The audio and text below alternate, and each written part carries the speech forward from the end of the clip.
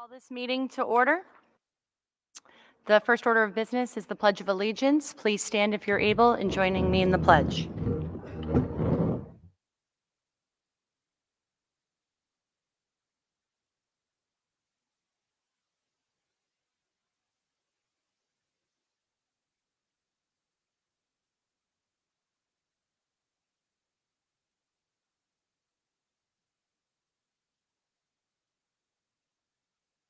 Before we begin, I'd like to express my congratulations regarding the recent town election and welcome our newest members to our school committee. The election was held on Saturday, April 1st.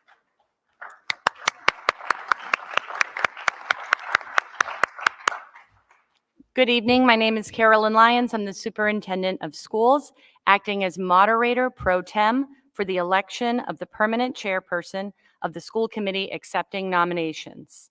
At this time, I will ask for nominations for chair of our school committee. I would like to nominate Rich Young. Okay. Second. Are there other nominations for this position? Hearing none. Discussion? Rich Young has been here for as long as I can remember. He was on the committee when I was in high school. He has by far the most experience, so I think he's the best for this.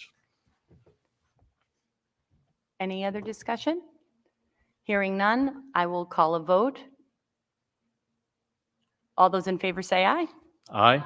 All those opposed? It's unanimous. Congratulations, Chairman Young. Thank you very much, everybody. I appreciate it. I need that sheet.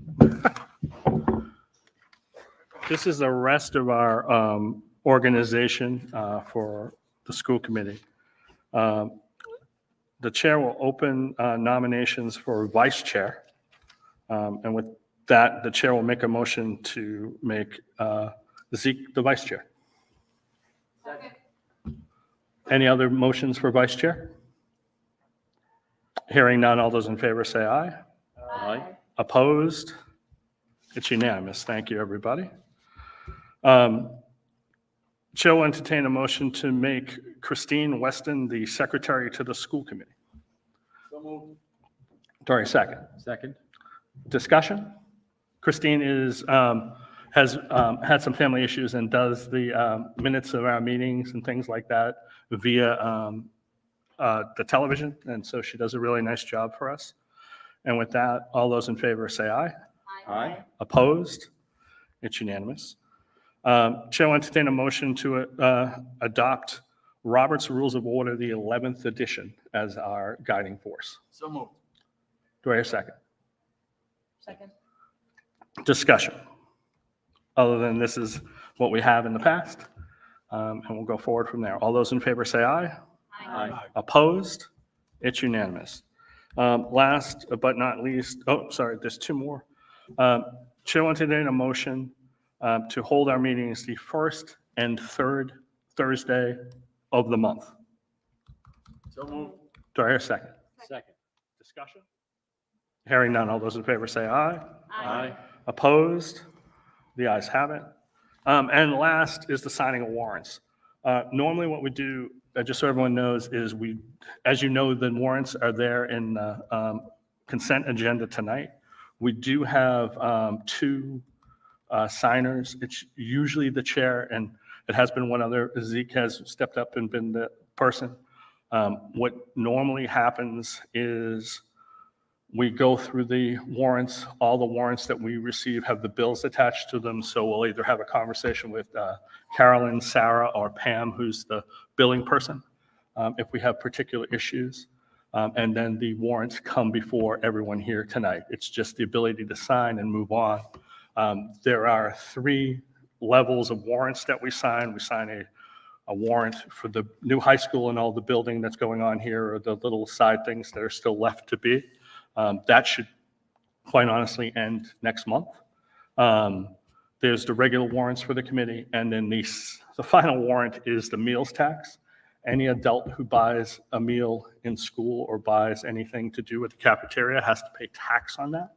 And so we have to fill that out, and amazingly, every 2 months, it's about a $15 thing that people have to put together. The other thing that we sign is the payroll that goes over to the town. There's a check and balance system because all those people review it, we review it, we have individual reviews, and then it goes to the town for a review. So with that, Chair would entertain a motion for the chair and vice chair to be able to sign the warrants. Second. Discussion? Hearing none, all those in favor say aye. Aye. Opposed? It's unanimous. So that concludes the reorganization of the school committee. So thank you very much, everybody. And with that, as Carolyn said, we would like to recognize the new members of the school committee, Ms. Shardoff, Mr. Frawley, and Mr. Benson. So welcome. And congratulations to everybody in the election who won, and thank you to everybody in the recent election who ran. As all of us know, it takes a lot to run for election, so thank you. And we didn't really have a chance to, we'd like to thank the old members too, Ms. Farley and Ms. Janess, who were excellent members, so we want to thank them also. With that, Chair will move to public comment. Does anyone have a comment not on tonight's agenda? Please. If you could just state your name, that would be great. Testing? Okay, perfect. My name is Sarah Zagoras, and I am here. I have a few concerns I wanted to share. First thing is the bully plan for Middleborough Public Schools is outdated. This bully plan says it's supposed to be updated every 2 years, at least every 2 years. This bully plan is dated August 25th, 2020. So this is much overdue at this point, and I'd like it put on the agenda that it is going to be updated and what the plan is for that. The other thing is, on the website, it's kind of hidden, but there are some bully emails that can go to each school. I'd like to know who's in charge of those because some of them are non-responsive. So I'd like it put on the agenda that those will be found out about who is responsible for answering bully concerns at each location. The other thing is I am speaking tonight as a voice for many parents in Middleborough. We are concerned about the lack of accountability that exists at Nichols Middle School. We are tired of our children not feeling safe at Nichols Middle School and want real actionable change to take place, not just be discussed over and over again with no executable steps taken. The behavior at the Nichols Middle School is out of control. The lack of follow-through and accountability only incites others to make poor choices and continues a cycle of bullying and disruptive classroom and school behavior. The behavior progresses from verbal to physical without any real consequences. How is keeping our kids safe? How is that keeping our kids safe inside the building? Yes, I am concerned about the safety of our kids and people that want to come into our building to harm them. But what happens when the harm is, and the people that are inside the building are already causing these problems and inflicting harm on students and staff on a regular basis? These unresolved and ongoing problems have created so much anxiety in parents at the elementary level who do not want to send their kids to Nichols Middle School. How is this okay? Other parents currently at Nichols Middle School, including myself, have considered removing our children from the school. Why, you wonder? Because enough is enough. The lack of effective communication from the district and the school itself have left many not trusting that our students are being given an equitable educational opportunity. I would also like to address the climate in the building. It is basically the land of islands. You have teachers on one island and admin on another. There is no bridge between. Why is this important, you ask? Because the students are left in the middle treading water, with some feeling like they are fending for themselves and others, just trying to survive each school day. How does this reflect the goal of the Middleborough Public School System, which is to provide a safe and positive and productive educational environment that is free from bullying and cyberbullying? Thank you for hearing my concerns. Thank you. Thank you. Mr. Chair, We can't discuss anything. I was just going to ask Mr. Zagoras to email us that statement so we have a hard copy of it. Absolutely. Thank you. Thank you, Mr. Pro. Anyone else on anything not on tonight's agenda? Please, go right ahead. Welcome.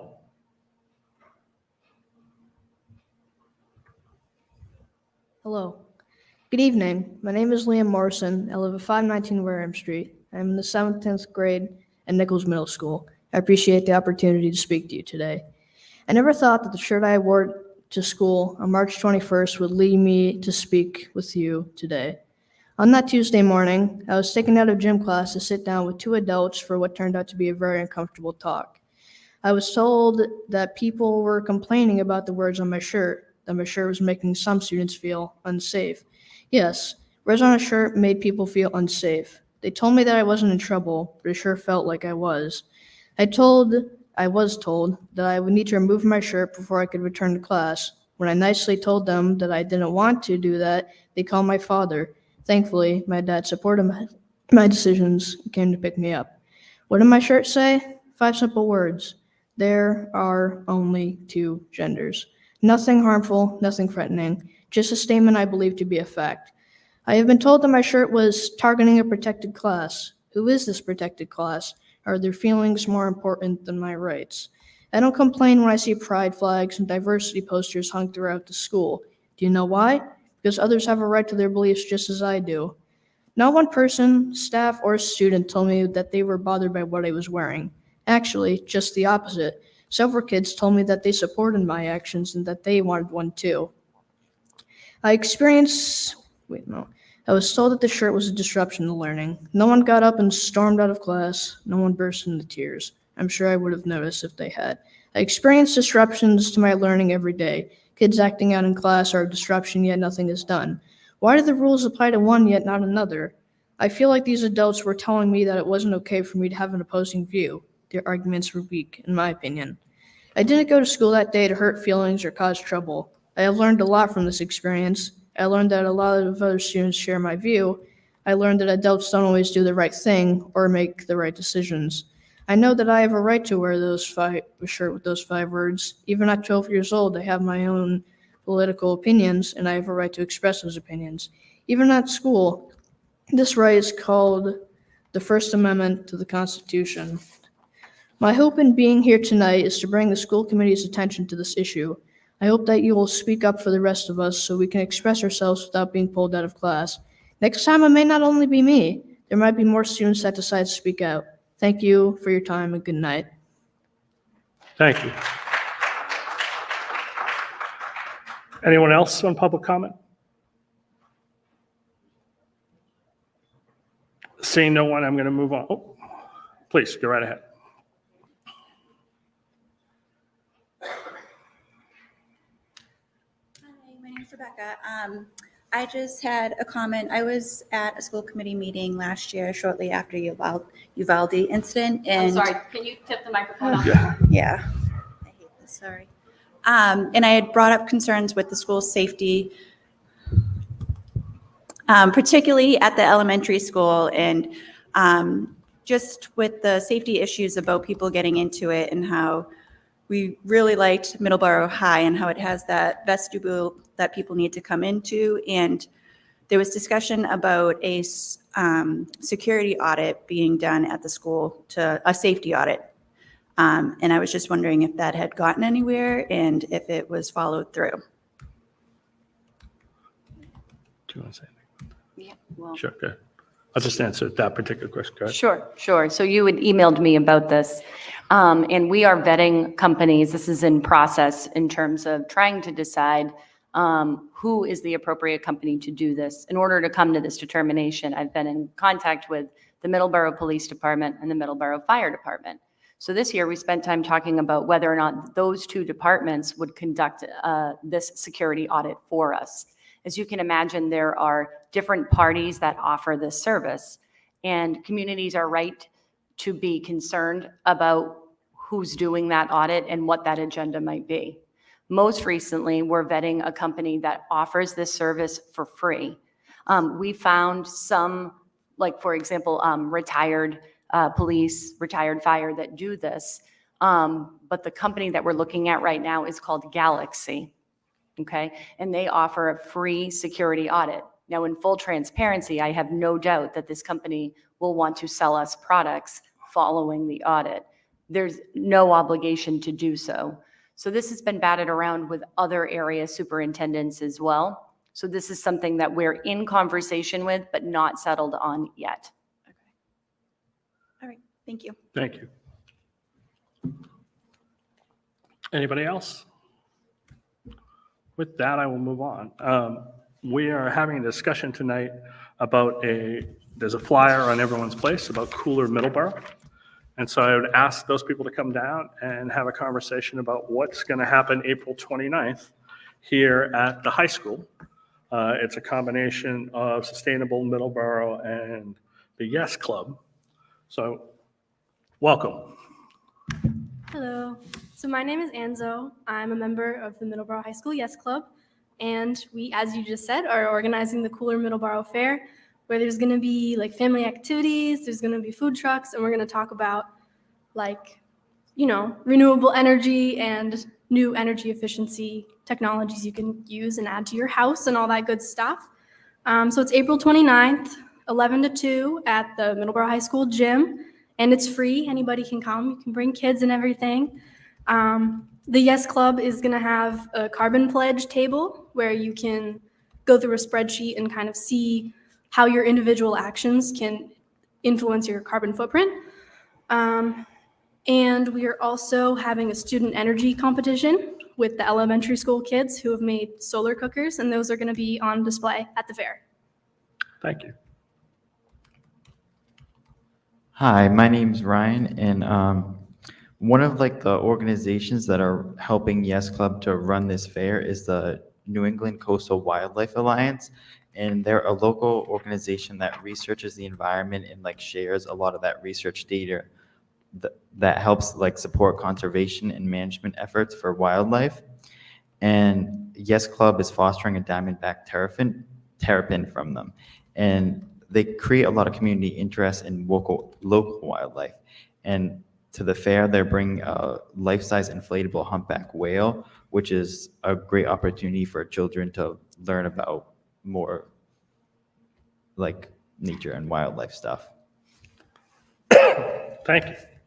Hello, Ms. French. Hello, and I'm Kimberly French. I'm one of the leaders of Sustainable Middleborough, and I just want to say thank you to Mr. Harris, who's the sponsor of the Yes Club, and to these great students. It has been a thrill for us to be able to partner with them to put together this fair. We've been planning it for a long time.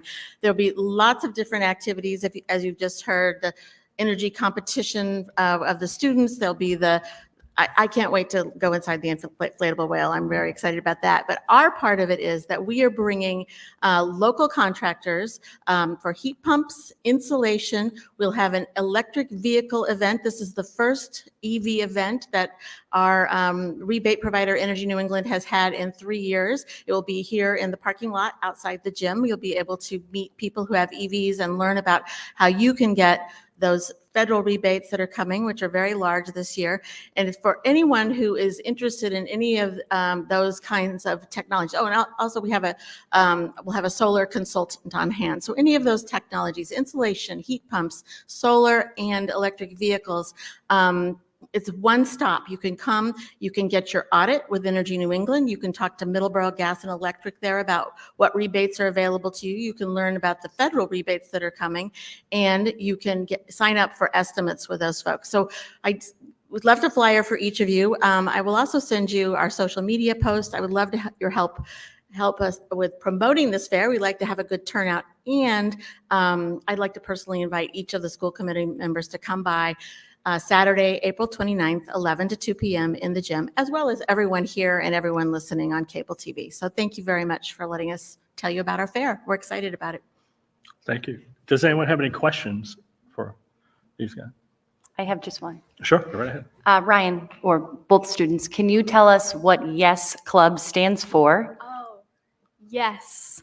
It's the Youth Environmental Social Society. So, Go ahead. I was just going to say we do a lot of we'll do the recycling in the schools, we do trash cleanups, the terrapin, as he said. So that kind of thing. If I were a student that wanted to join your club, could you tell me when it meets and how I might join? Yes, so you can join by just dropping by. It's not really much of a commitment. It's on Wednesdays at 2 p.m. to 3. So you can stop by. What's your room number, 159? It's in Mr. Harris's room, which is room 159. So it's fun. We want people. Thank you. Thank you, students. Thank you, Mr. Harris. Thank you, Ms. French. Thank you.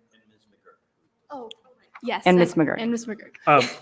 Before everyone goes, I do want to take time to thank Mr. Harris.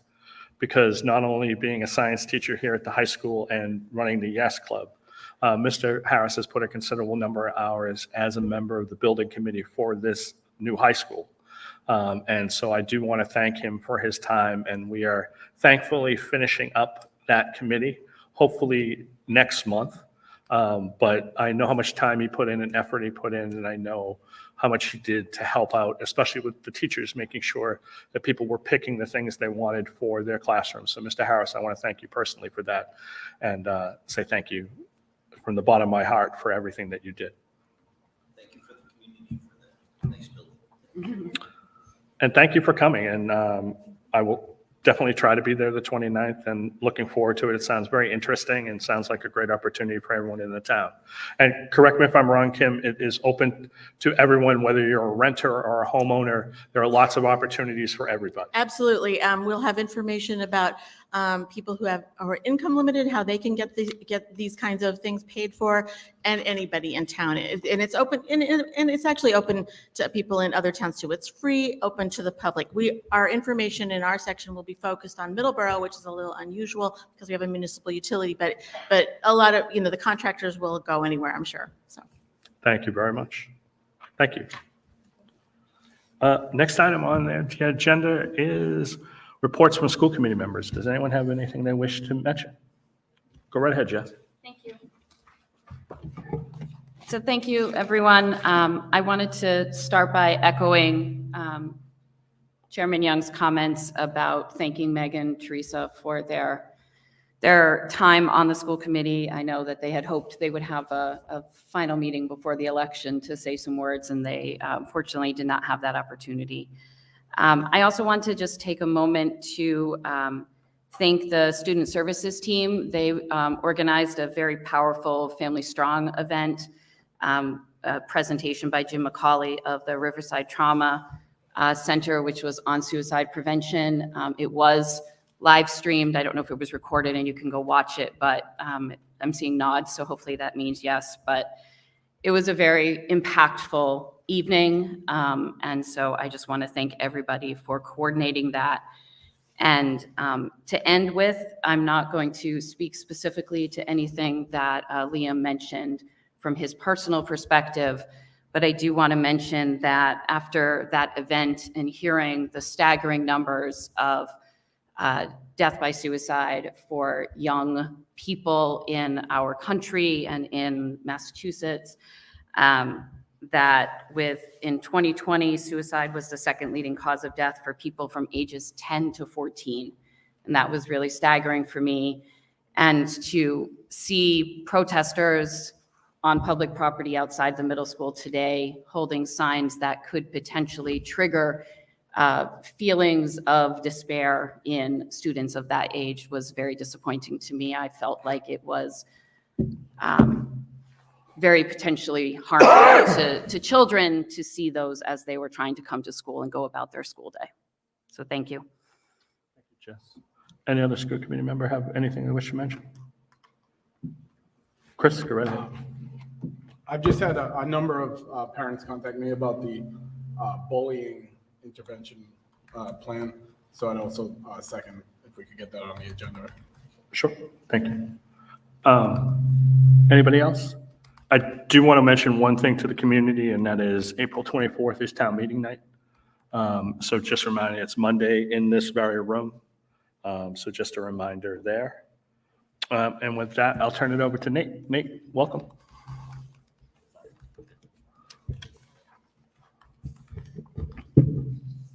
Hello, everyone. So to start off with the MEC, the PTA coordinated a fundraiser recently that created quite a bit of excitement at the MEC. Classes competed to collect change, which also turned into cash and checks. And the class that collected the most money got to pie the principal. We had a whole school assembly where each student in the winning class got to gently place a whipped cream pie in the principal's face. Each teacher also had the opportunity to put some pie in the face. And a little concerned about how excited the kids and staff were, but all fun and games.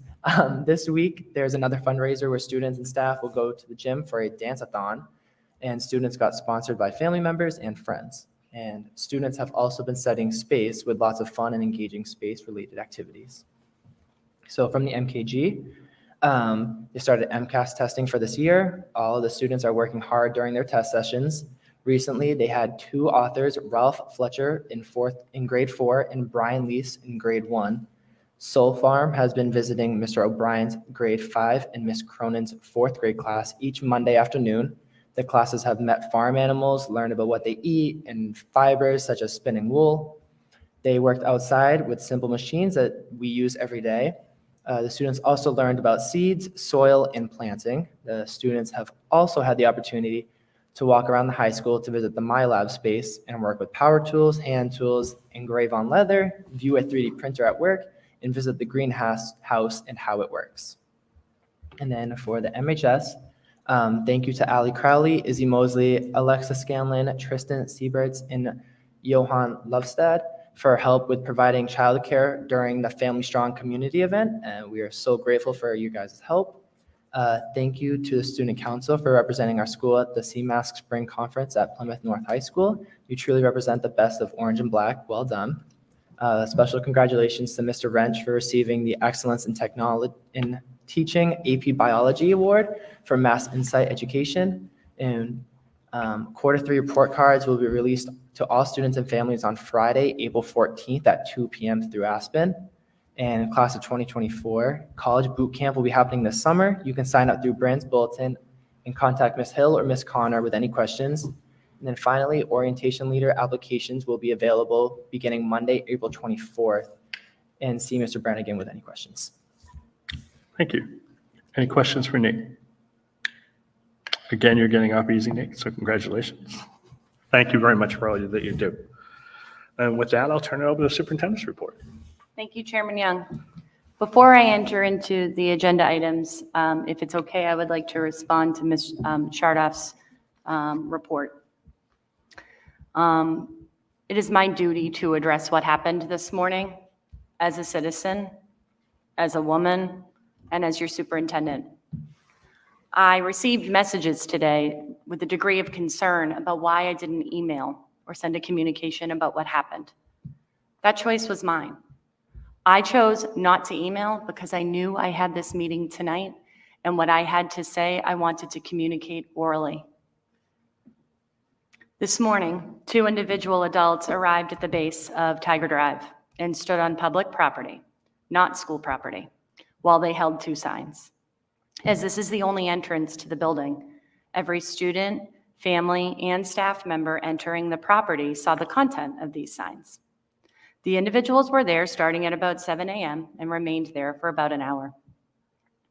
Today's the second last day of school before a period of break. Further, our middle school students took an MCAS exam today, and they did their very best to put their best foot forward despite this occurrence. When I presented to this committee in January, I discussed what I described as a community issue, namely the need for the DEI task force and the need to start having conversations about issues that are characteristically hot button. This continues to be a community issue. It occurred on public property, and it was not endorsed or sponsored by the school district in any way. As a community, today we failed to model what a productive conversation looks like and sounds like for our children. Today, our division defined us instead of our similarities. Today, our children were caught in the crossfire of a debate that doesn't belong at their feet. It doesn't belong at their schoolhouse. This is unacceptable to me. Our children deserve the right to go to school in a safe and supportive environment. As the superintendent of 3,200 students here in Middleborough, I don't get to choose what people think. When I told you that I would represent all students and families, it invited a degree of disagreement. When have 3,200 people ever agreed on anything? This is no exception.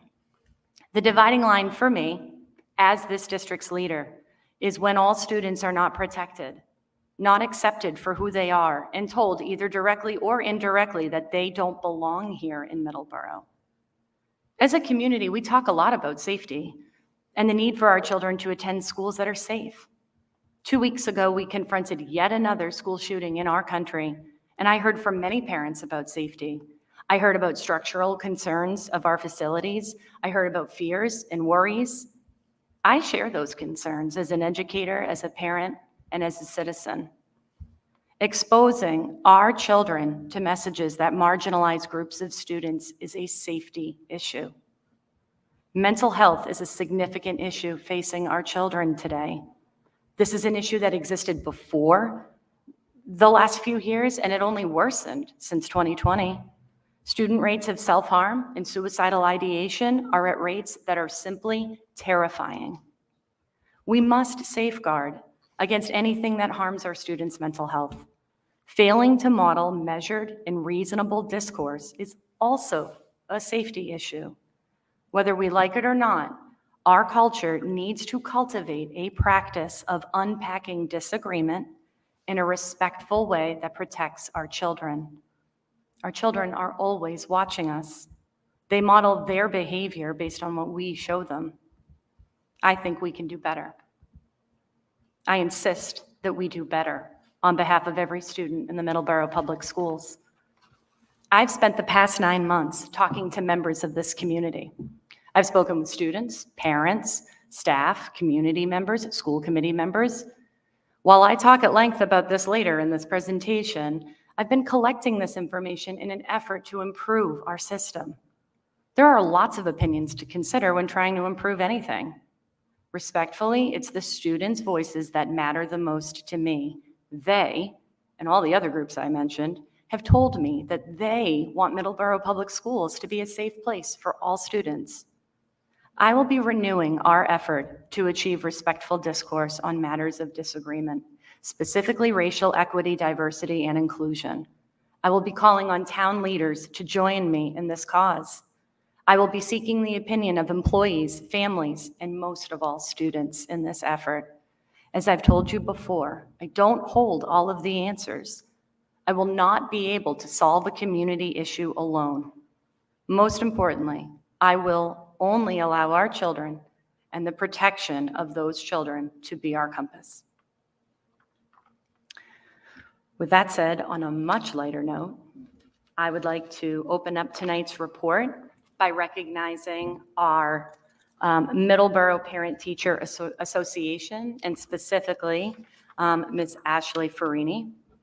And if you would like to come to the table, I would like to talk a little bit about you as we get going tonight.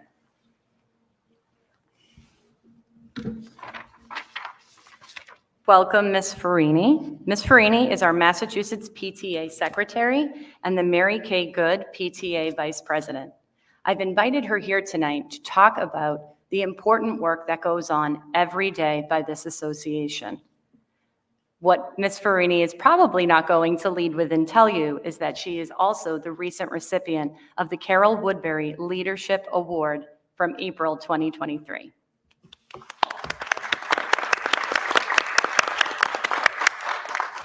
Carol Woodbury was the president of the Massachusetts PTA from 1999 to 2002. And during her term, she inspired units across the state to work together and form positive relationships with school administrations and community. Carol continues to work on behalf of students, parents, and teachers in Massachusetts now that she works as a superintendent. Ms. Farini models all of these principles. We are very fortunate to have her, and I've invited her here tonight to talk about the work that goes on every day with our parent-teacher associations.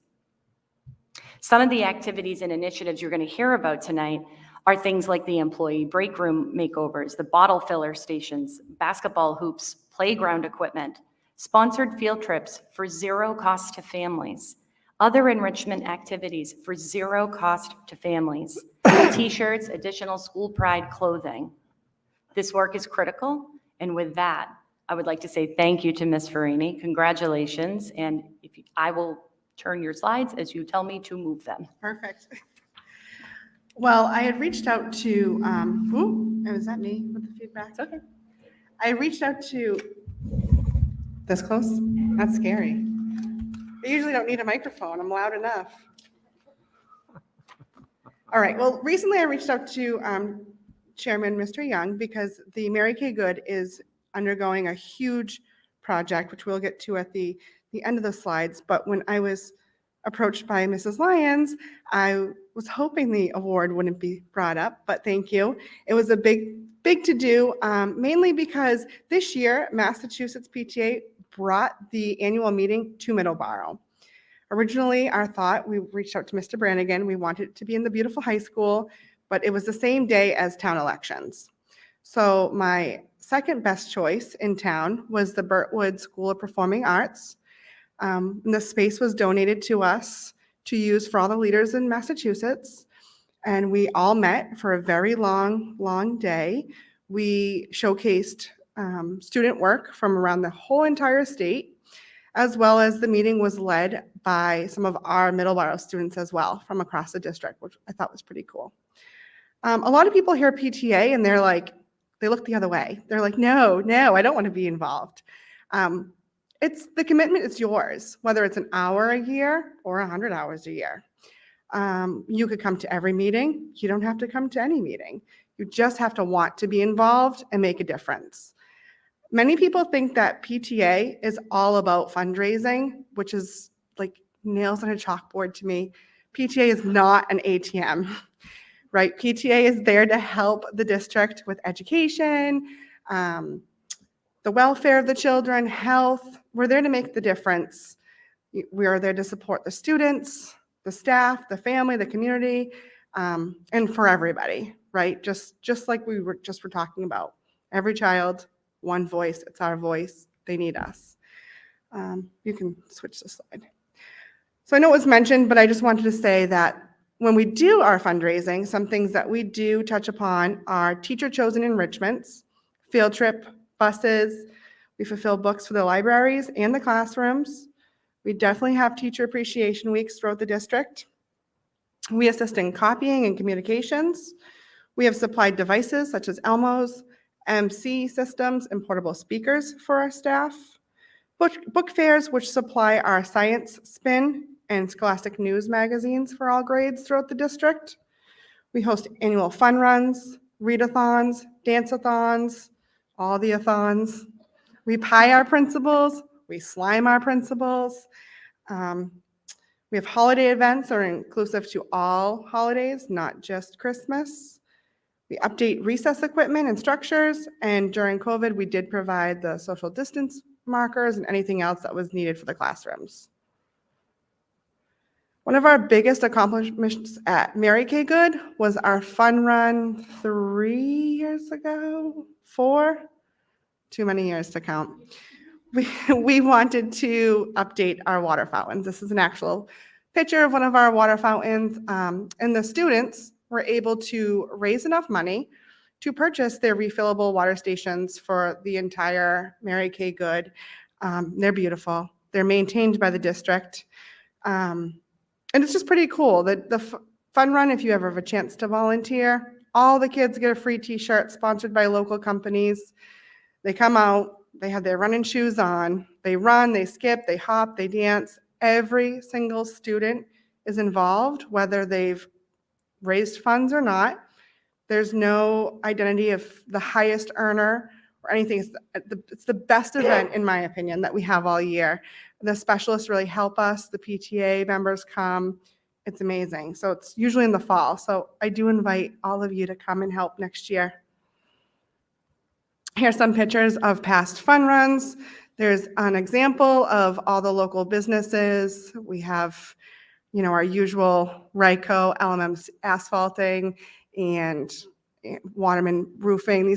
These amazing community businesses are always there to help the students. So it's awesome. I love that community feel with our fundraisers.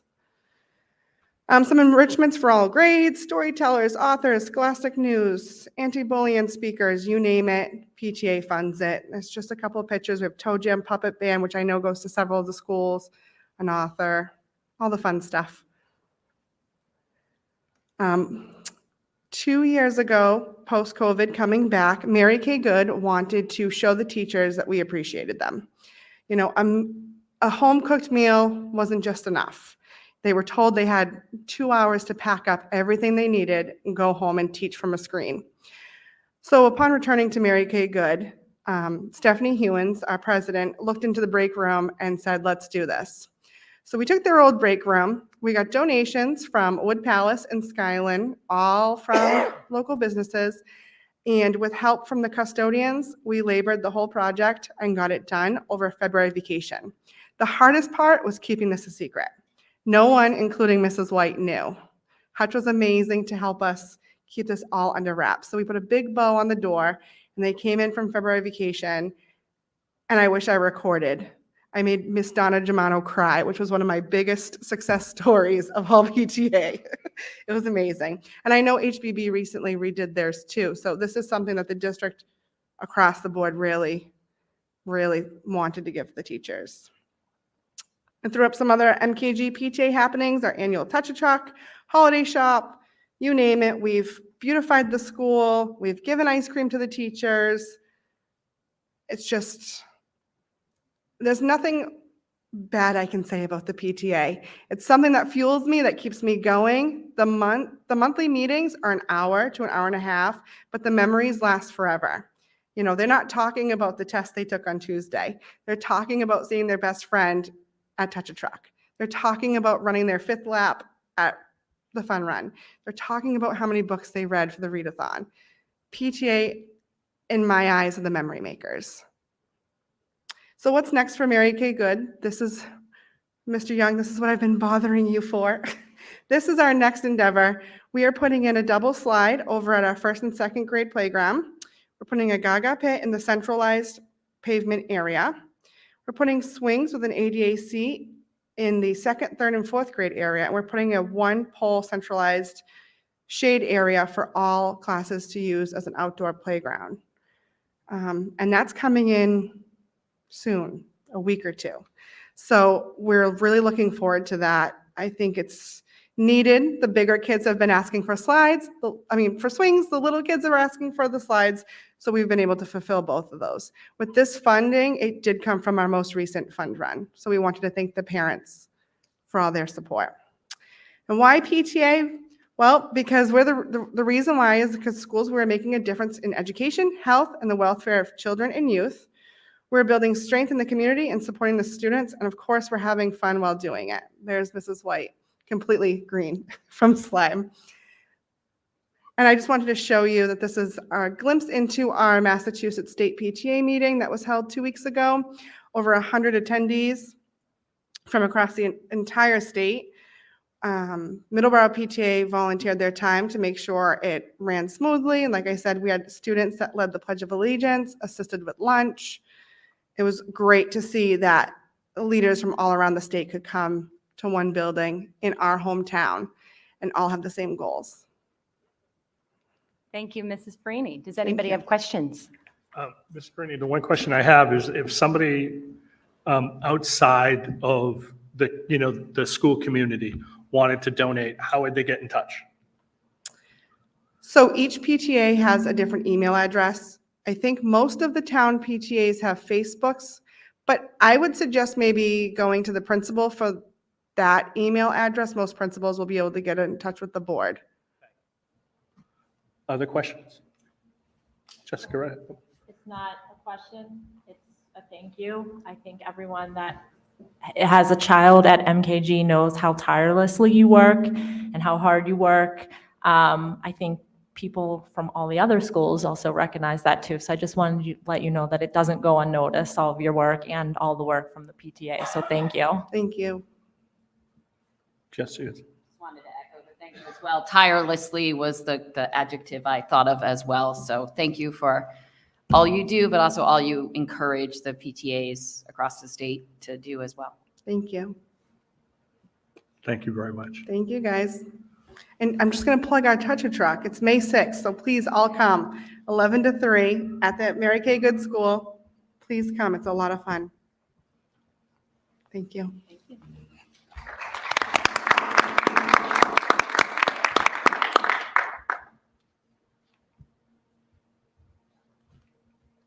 I just have to regain control over that. Okay, so with that, I'm going to turn into the much anticipated entry plan of findings. I have talked to you about this a couple of times. I started this process in August, presenting my initial entry plan. And I am back to report out on what I've been up to for the last 9 months and what my findings were. I'm going to begin with starting the writing of the next chapter of the Middleborough Public Schools. The past 3 years in education have been challenging, whether you were a student, family member, or an educator. As a community, we navigated a public health crisis, changing in brand new models of education, including a disruption to that education and a deeply divided climate that highlighted more differences among community members than similarities.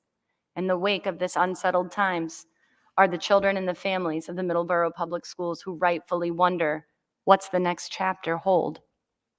We are indeed at a crossroads with our children gaps and greater mental health needs than ever before, while still needing the preparation to become successful global citizens. As we exit this time of crisis, we enter into a new era in public education, and we must develop a new strategy for continuous improvement. This strategy must address the needs of all learners and must be drafted to foster a safe place where staff and students are supported in their individual paths of growth as professionals and as students. Learning, belonging, and transparent communication must be the pillars upon which this work stands. What I'm going to be doing this evening is giving you an, I went the wrong way, is giving you an overview, one day I'll get that right, of what this report is and is not. The entry plan of findings is a report of data review, information collected and identified trends in that information.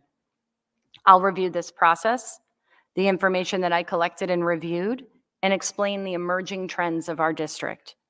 This entry plan of findings will not present solutions, and it is not designed to do that very specifically, because solutions have to come from very specific sources, specifically the next strategic plan and district strategy, a process that consults stakeholders, and finally, an effort to calibrate our intervention to maximize impact.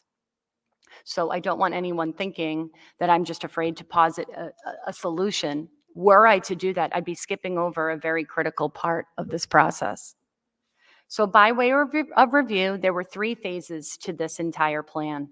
Phase 1 involved that collection of data. That's where we were between August and really March. Phase 2 is the presentation of the findings. And after tonight, we will move into phase 3, developing the strategy with the goal of having this completed for next school year. The work of the past 9 months has consisted of a smattering of collection of data that I could count, see, and hear. What that means, and we'll go to the next slide at some point, and I'll tell you about all the documents I read. Not every piece of information that you review is a document. So I went to events, I attended meetings, I had face-to-face meetings, I had virtual meetings, I had 5 parent listening sessions. I assembled 2 superintendent roundtables, and I meet with those students with the assistance of both principals about every month to every other. It kind of depends. I'm always having a meeting, but I'm not always meeting with each group every month. I've had various meetings with stakeholders, including community-based organizations, the teachers and staff, administration, and most importantly, our classroom and school visits. Simply put, you cannot know what's going on in school by just reading a document. You have to be in the classroom. You have to be in the hallway. You have to be in the cafeteria so that you understand what's actually transpiring in those buildings. I gave you this slide so that you could see the list of data that I did review. I would hate for anybody to think that I didn't spend this time conducting earnest research about the information available about this school system. That includes the previous strategy, school committee policies, financial audits. I'm not going to go through each one, but student discipline data, attendance data, the bullying and intervention plan, which I'll be talking about, the bullying prevention and intervention plan, which I'll be talking about that later. Union contracts, the district curriculum accommodation plan. The number of documents that were reviewed is part of what takes so long. You have to do both things if you want to be thorough in your research.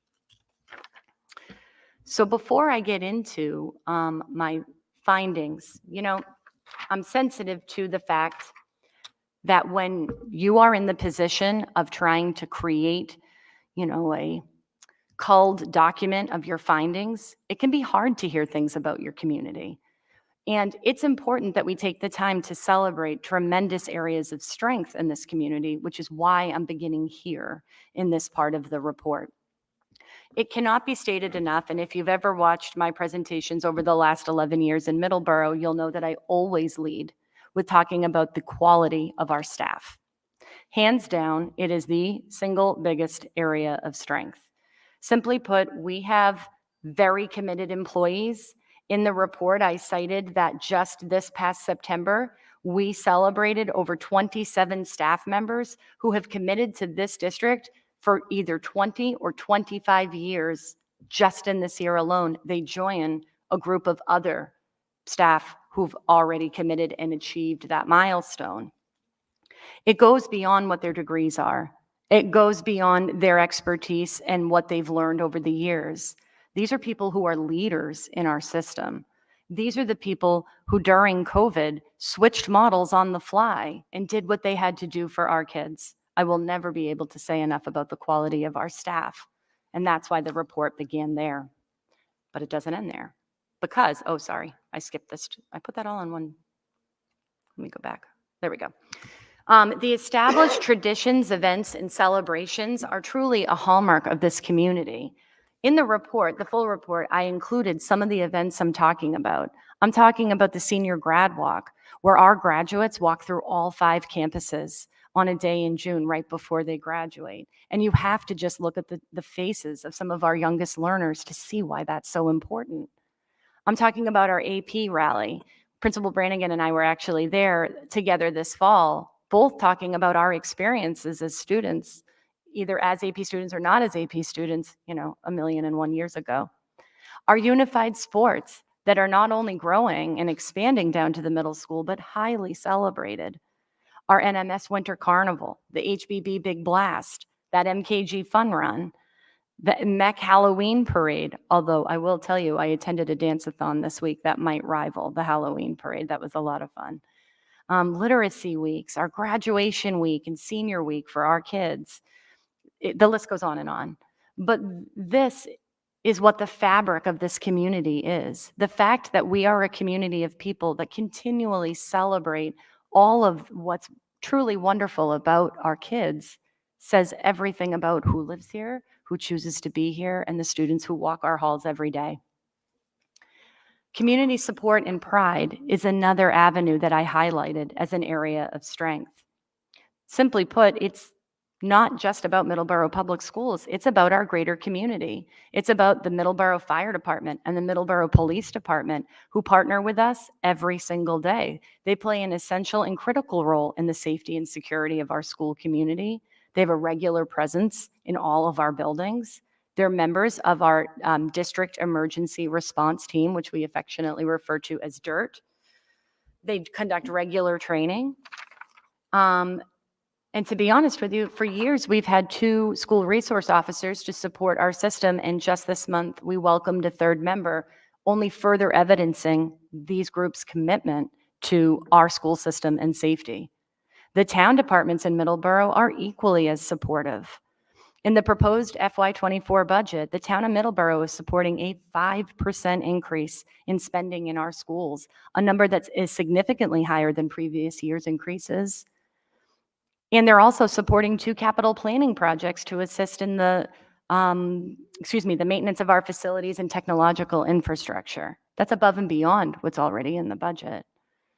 While the town departments have long supported our school systems, and we've successfully avoided any overrides in well over 10 years, the increases in spending really exemplify the financial commitment the town has made to our schools.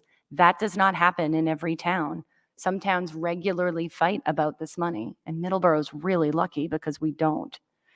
The Middleborough All Sports Boosters Association is a group that I would be remiss if I didn't mention. This group was created to help support athletics, which can be very costly.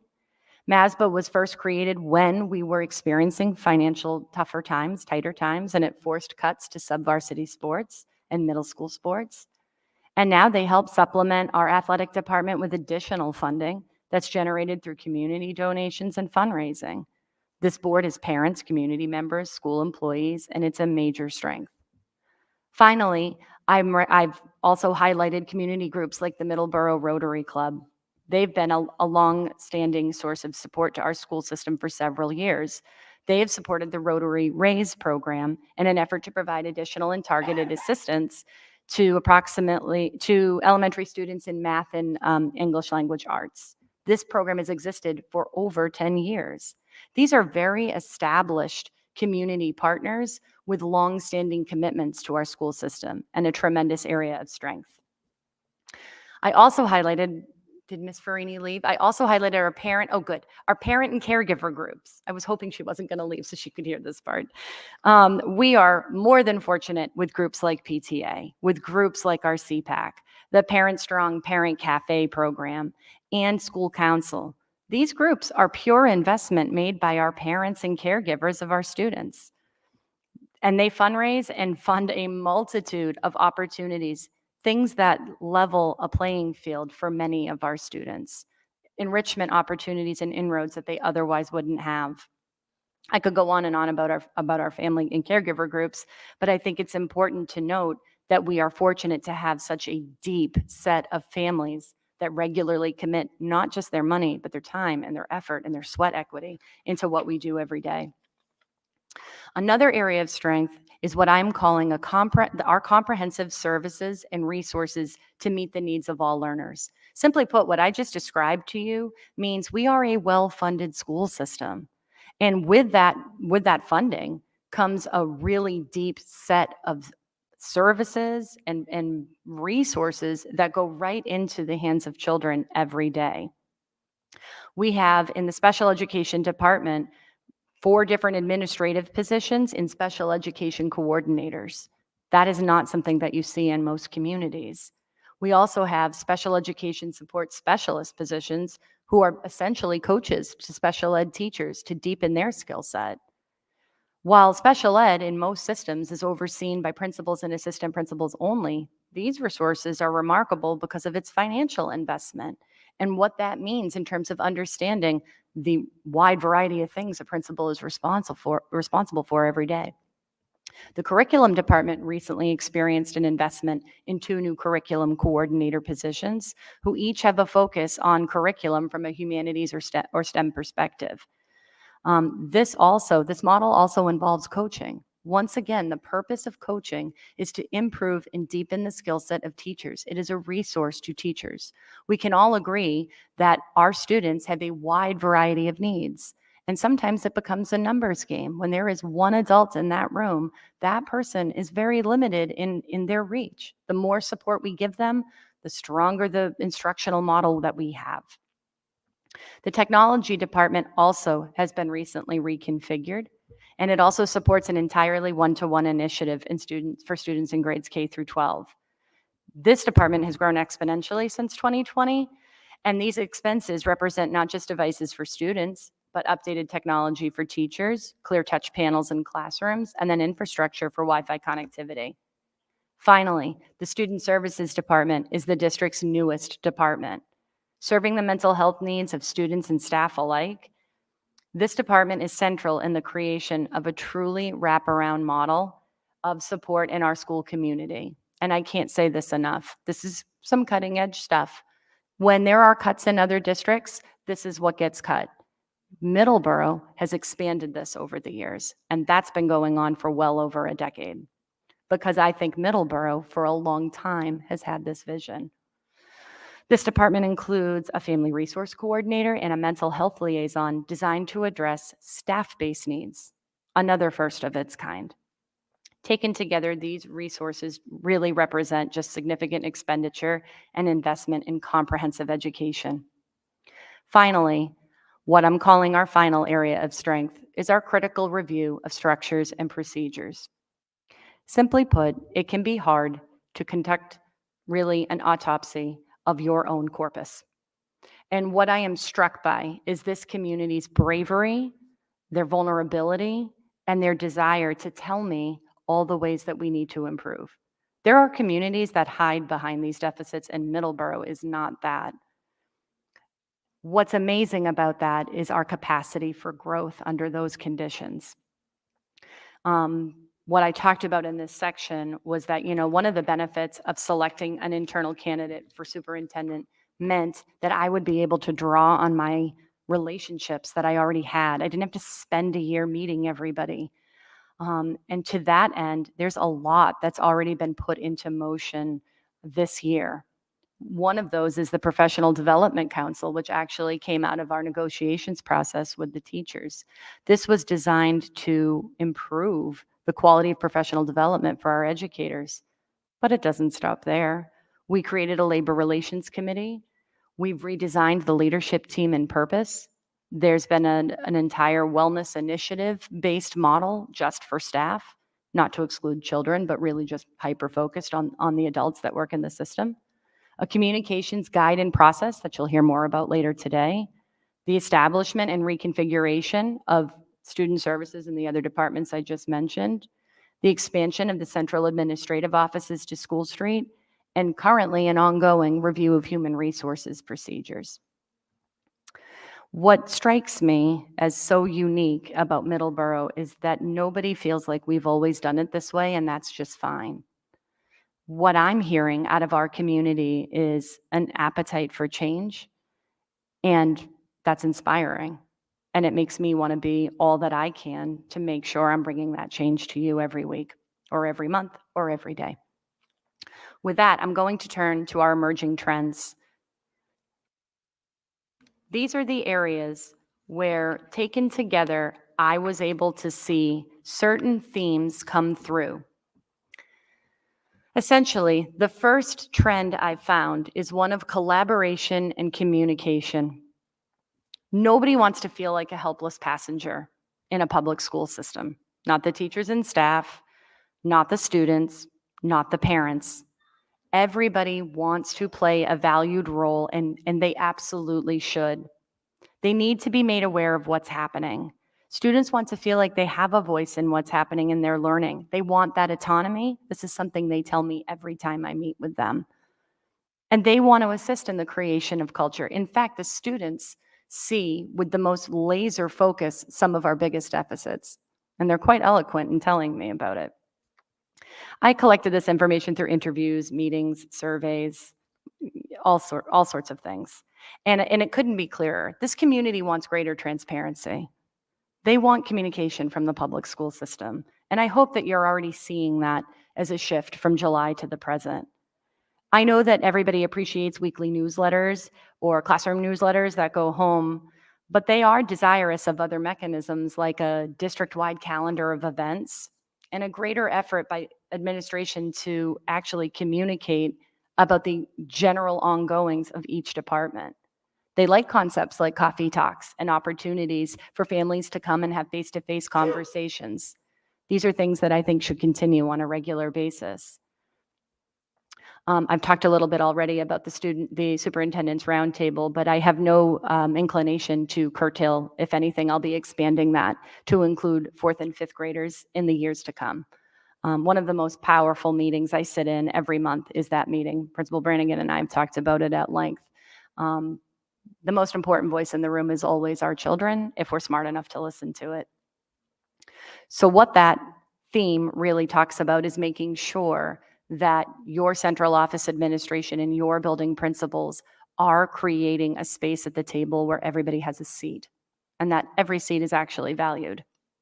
Similarly, child find obligations are an area that have already been addressed and expanded, and frankly, are a continued needed area of focus. We often worry about our youngest students. The power of intervention at a young age can't be underscored enough. And unless young children, and I'm saying that means children younger than 3, if they are not already identified with early intervention or referred by a guardian, we're not always aware that difficulties exist until that child gets to kindergarten. That's extremely late to intervene. What the district has done is adopt a new model of early childhood outreach drop-in days in January and March to increase our effort and be more proactive and less reactive to this obligation. we're trying to make sure that families know what resources are available to them, even if they're not yet at school age.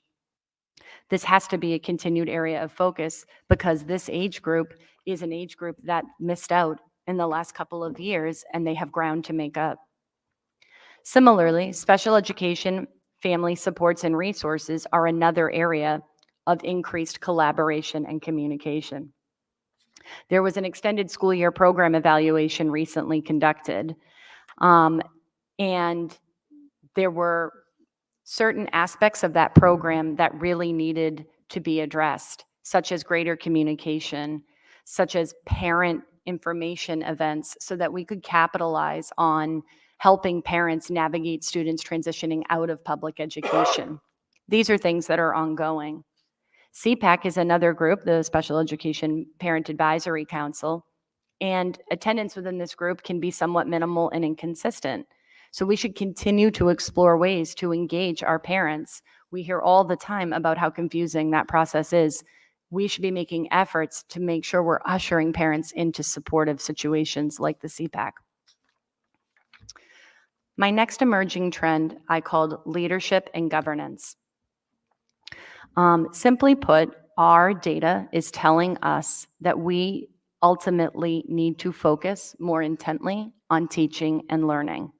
Our Director of Curriculum, Dr. Terry Markolitis, actually presented her entry plan in November of 2022, and I don't have any desire to recreate the wheel. If you go back to her report, I actually included pieces of it here.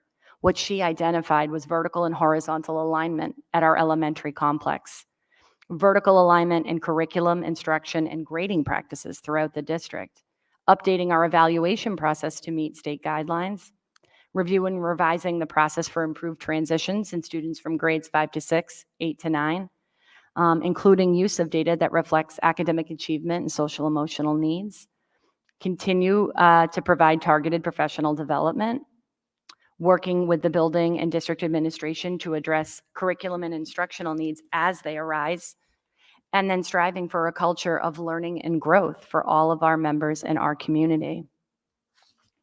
The next item is really the, there's assessment data that I could recap, which ultimately what we're, at the end of the day, what it's showing us. I don't want to belabor the assessment data. I've really talked about this at length and how valuable assessment data is because it does provide a benchmark, but how dangerous it is to define our children by single measures. So I don't want to give this short shrift, but what I need to tell you is that we ultimately need to address curriculum if we are concerned about standardized testing performance. That's the avenue, that's the trend that's coming through. I think that's the most fair way to talk about it in the context of our kids. I can share that in the world of MCAS alternative portfolios, our numbers are actually decreasing. There is a state rule that ultimately tells you can't have more than 1% of your population taking this assessment. And as your previous director, I can tell you we were slightly above that at 1.4, but we hovered around that for a string of years. This year, under the direction of Director Healy, we are now at 1%. And that's a good sign. That means that we're pushing kids to take that test. And as well, we should be, not because the test is so great, but because if they can do it, we should be supporting it. Kids will rise to the bar wherever we set it. So the higher the bar, the better the outcome. There's also been review of curriculum process. That's yet another area that has truly been something that we've needed for some time. Dr. Markolitis laid out a very comprehensive plan with multiple phases addressing each curricular area. It's comprehensive and it's exactly what we need to be focusing on. I talked about professional development already just a bit, but this is a continued area of need. Really looking at professional learning communities, which we call PLCs, and making sure that this is a strong model to support our educators is important.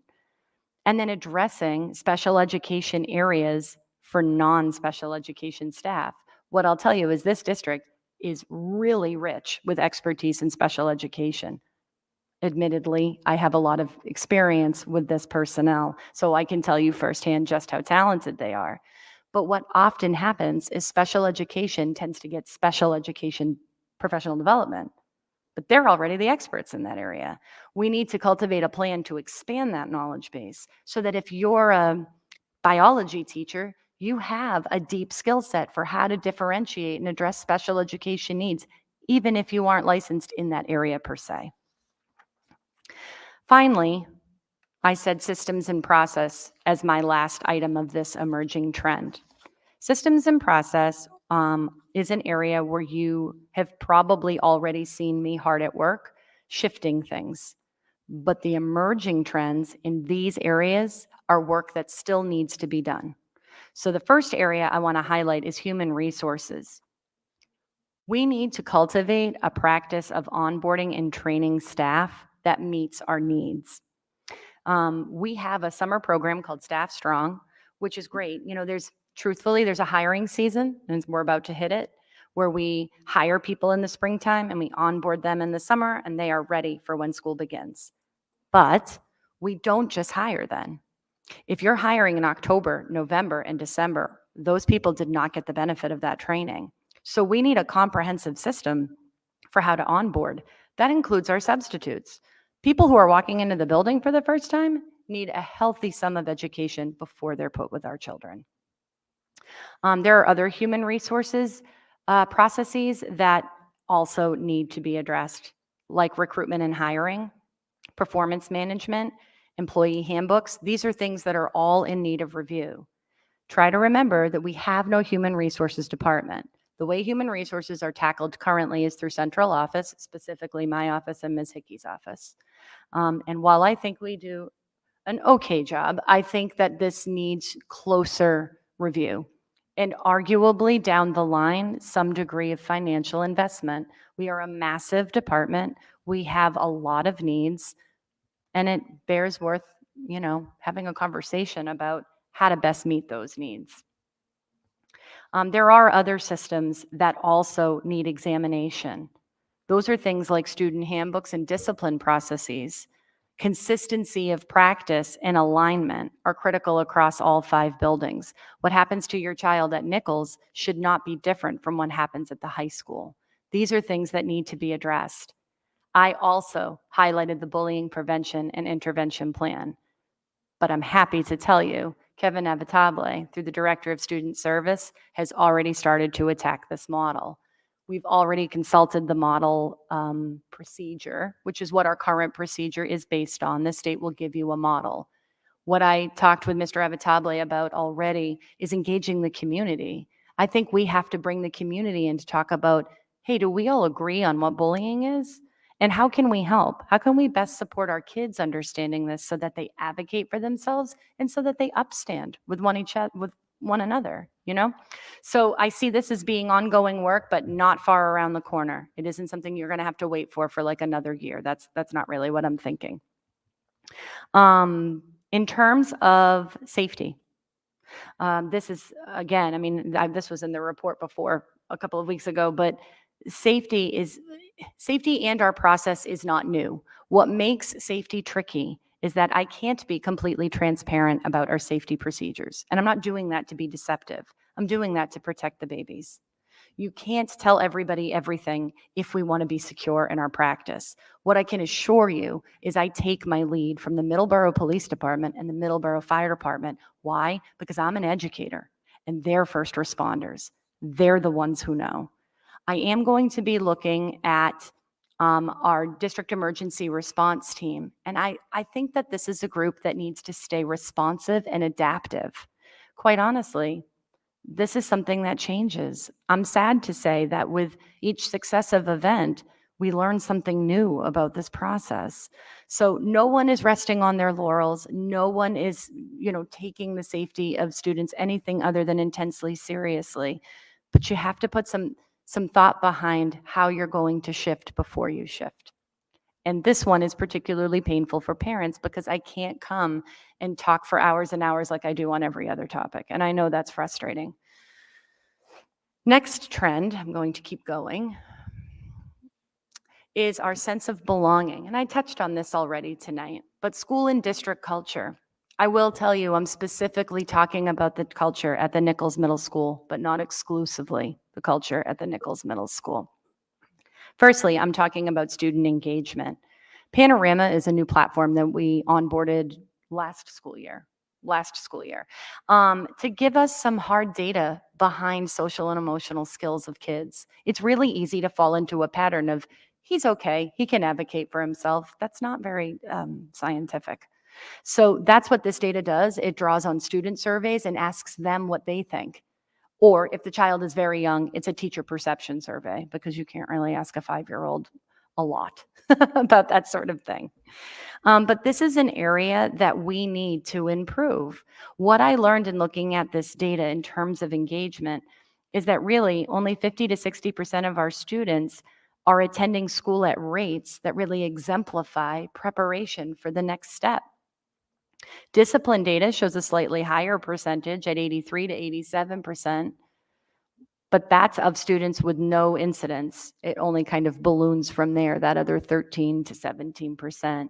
And academic performance reveals lower performance at the secondary level, with only 32 to 37% of students performing in an AB range. That tells me we're missing our kids from an engagement standpoint, and there's more that we can be doing. Sense of belonging continues to be a major indicator of student engagement, happiness, and connectedness to learning. We are trying to create lifelong learners, and in order to do that, they have to like school. They don't have to love it, but they have to like it, and they definitely cannot hate it. This just continues to be an area that requires attention, not just for the reasons I talked about this evening. I've talked about this a couple of times this year. This is about having a strong teacher-student relationship and connection, actually feeling like you belong to clubs and groups and sports and drama. I mean, it doesn't really matter what you belong to, but you got to belong to something, and then staying with that level of engagement. We've had our share of incidents in this community, and I just think we have to address them. I was talking with one parent, and I was so struck by what that parent told me. She told me, to excel, we need more honest discussion, not just grades, but schools, the kids, behaviors, drugs, crime, the pressure. She told me honest discussion needs to happen. And I hear her in my voice in the middle of the night sometimes, because I just think she's so right. I think it's the least I can do to be the one to stand up and say, let's do this. I may not do it right, and I'm definitely not always eloquent, but I'm willing to do it if you are.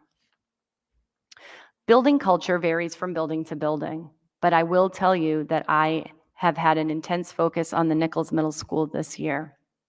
And I agree that intervention is warranted. Students have told me this, the staff have told me this, the families have told me this. I do not think that the issues at the Nichols Middle School are caused by any one particular issue or any one particular avenue. It is a conglomeration of many factors. And quite honestly, we need to have consistency of practice, organization and systems of intervention, and building vision. I am working intensely with that school personnel right now so that we can identify our next leader, and I'm confident in our ability to do it. Finally, and this might be my favorite trend, I believe that, as I said earlier, that we are at this crossroads in education. And it's really kind of an exciting time, because we have to kind of look at each other and say, what's next? The only answer I can find is that we have to start challenging the status quo, because what I can tell you is the way we've been doing it isn't working. I think that's why you chose me. I think that's why our community responds to me. I think they know it, and I think they know I know it. I don't have all the answers, but I know that solutions, in order to be effective, need to be long-lasting. And in order to get there, you have to actually consult with people. You have to listen to them, and you have to figure out, using a scientific method, really, what's going to work. I can tell you that one of the areas that I highlighted in this particular part of the report is creating alternative pathways for students. Simply put, we do not have 100% of our students going to college. That's fine. I don't think that every student absolutely has to go to college. I do think it is our job to prepare our children for whatever awaits them next, whether that's the workforce, whether that's an apprenticeship, a job with the union, whether it's junior college, community college, four-year college, Ivy League college. We have got to create a system that is as varied as the kids that we see. So there are really exciting opportunities on the horizon. When I look at that My Lab and I hear about YouthWorks and what's going on with our already budding school to work program, I get excited, but that's going to need continued momentum. We just can't have a one size fits all model. And so that's kind of the horizon I'd be looking to expand. Finally, and my last area is this concept of specialized transportation. I know that we have had our own people drive our own buses for students who are eligible for special education. But a lot has changed since we started doing this in this area. This has been in existence for over 20 years, but Middleborough is massive. It's over 72 miles, which presents really significant challenges for us to navigate transportation. To be honest with you, we're more akin to a regional school system than we are just a singular school system. Even though regional systems get reimbursement for transportation, we don't qualify, despite the fact that we're bigger than many regional school systems. So initially, when this department started out, we had a very small number of students attending our in-district programs or out-of-district programs, and then we had a group of students attending in-district programs. But the landscape of our need has changed dramatically in recent years, and then again since COVID. Our ridership has quite honestly bloomed. We transport a healthy sum of students, not just in district, but also out of district, many, many more than what we did even 5 years ago. Additionally, it's not just special ed students that this department is now managing. It also includes students who attend agricultural schools, students who participate in the high school internship program, students who are in foster care, and students who are touched by homelessness. That's much bigger than just special education students. And the simple truth is this department can't always meet our needs. We have the company we have the employees we have, and they can't be in more than one place at one time. What that's led to is our reliance on vendor transport. And this is the part where it gets scary.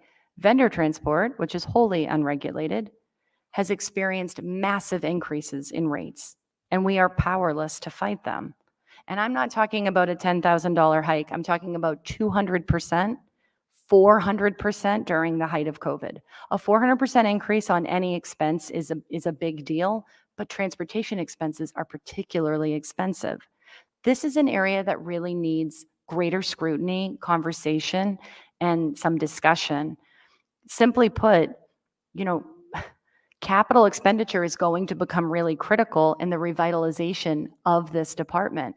Our fleet is aging, and we have no central location to store our equipment or service our equipment.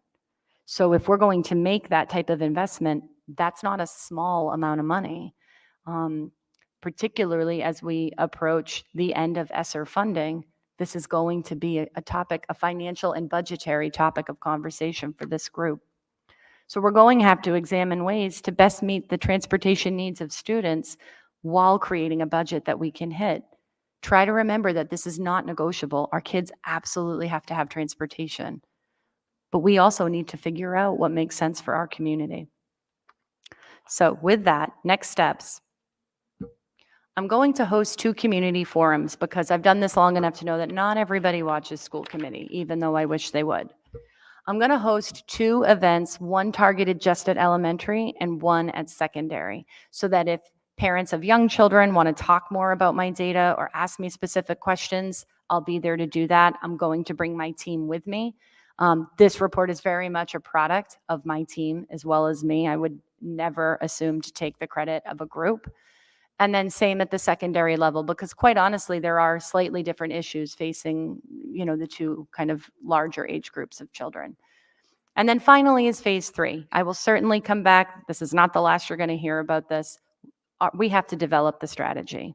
Drafting is what we go into now. We're going to be drafting that strategy for continuous district improvement. I'm going to be working with the district leadership team and holding consultation with stakeholders. Those community forums are a great opportunity to get stakeholder input. So I'll be publicizing it. I'd like to do them in person. I'm torn about whether or not it makes sense to do them virtually because of accessibility. Stay tuned on that. I'll be communicating with you in the flash. With that, can I answer questions about the entry plan findings?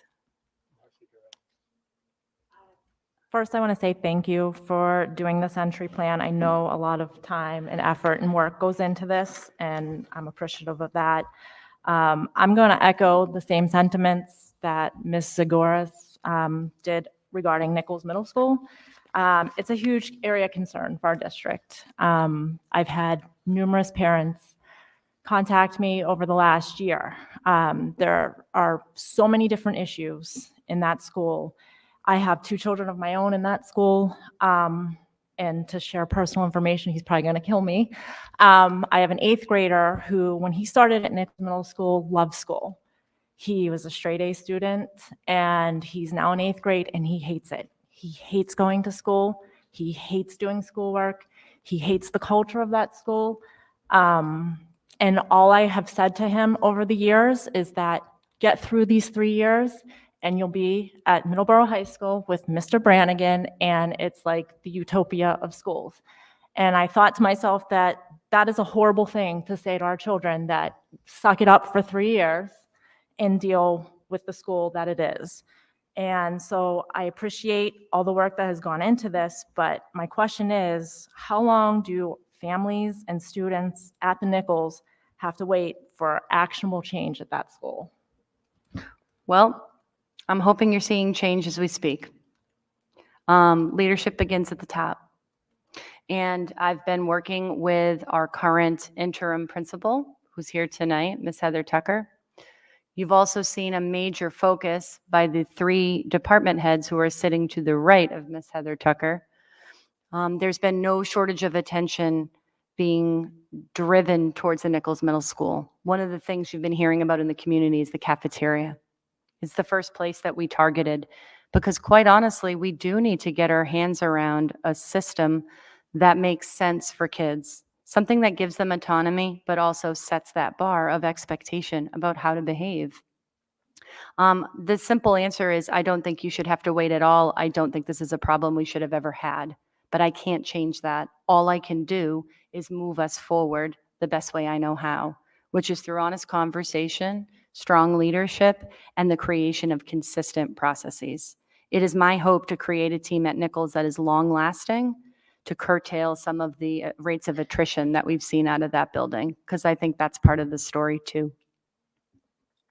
Quickly, because I noticed in your entry plan of findings, you assessed the students and you asked them sense of belonging and engagement. And I saw for the Nichols Middle School, it was 31% responded favorably for engagement and only 46 responded favorably for sense of belonging, which I feel ties into why also when they get to high school, now it's 27% responded favorably to engagement and 40% only responded favorably to sense of belonging. We are losing a lot of our children in those middle school years. And once they get to high school, it's almost impossible to get them back. Yeah, I don't disagree with you. I have to tell you, in the very first high school roundtable meeting I had, Principal Brannigan and I were talking with the students. Hopefully they don't mind that I'm about to say this. But we were talking about what's going well, what's not going well, because I mean, how you broach this with kids is important. And they came right out. They didn't want to talk about the high school. What they wanted to talk about was their experience in middle school. So like I've said so many times, what we need to do is listen. Listen to what they're talking about. Principal Brannigan and I were looking at a model to have student council work with student council and elevate our student leaders. And I actually really want to make sure I say this. I don't want the perception to be that there are not bright spots at Nichols. There are children in our building that are amazing. Absolutely. They are leaders. They care. They are going to be culture changers for us. So I know that I've been taking a critical lens, but I think it's important to acknowledge that. And it is going to be that group of students that allows us to catapult. Simply put, There's a degree of middle school education that is going to warrant a degree of self-government. Certainly, I'm not saying that it's Lord of the Flies. They're going to have to figure it out for themselves. But kids at that age really rely on each other, right? That social pressure, that peer pressure is very real. So trying to get what I call early adopters in our students will be critical. Getting buy-in, making them feel good about their culture, owning their culture, being proud of their culture, creating systems where 8th graders are welcoming in the incoming 6th graders, having pride in their school. This is where it all begins. Admittedly, that's not an overnight process. You don't have to look any further than Principal Brannigan to ask him about his long and wonderful career here at the high school, but he'd be the first to tell you it isn't an overnight thing. It begins with thoughtful planning and consistent follow through. So I'll be involved until I'm satisfied with what's going on. Other question? Jessica, right. The transparent communication has been something you've talked about throughout, your tenure from the beginning. I know it's one of the things that came up early on, and you've spoken about multiple times, but it was a big part of your findings. I'm just curious if you've had any kind of response to what you've tried to implement already, in terms of what more is being asked for, or how the measures that you've tried already are being received. Yeah, thank you for that question. I'm kind of smirking at Sean Siciliano, who's our Director of Communications. One of the first things I did was establish a media team. And earlier this year, I presented pieces, I think, of our communication guide. Did I present that?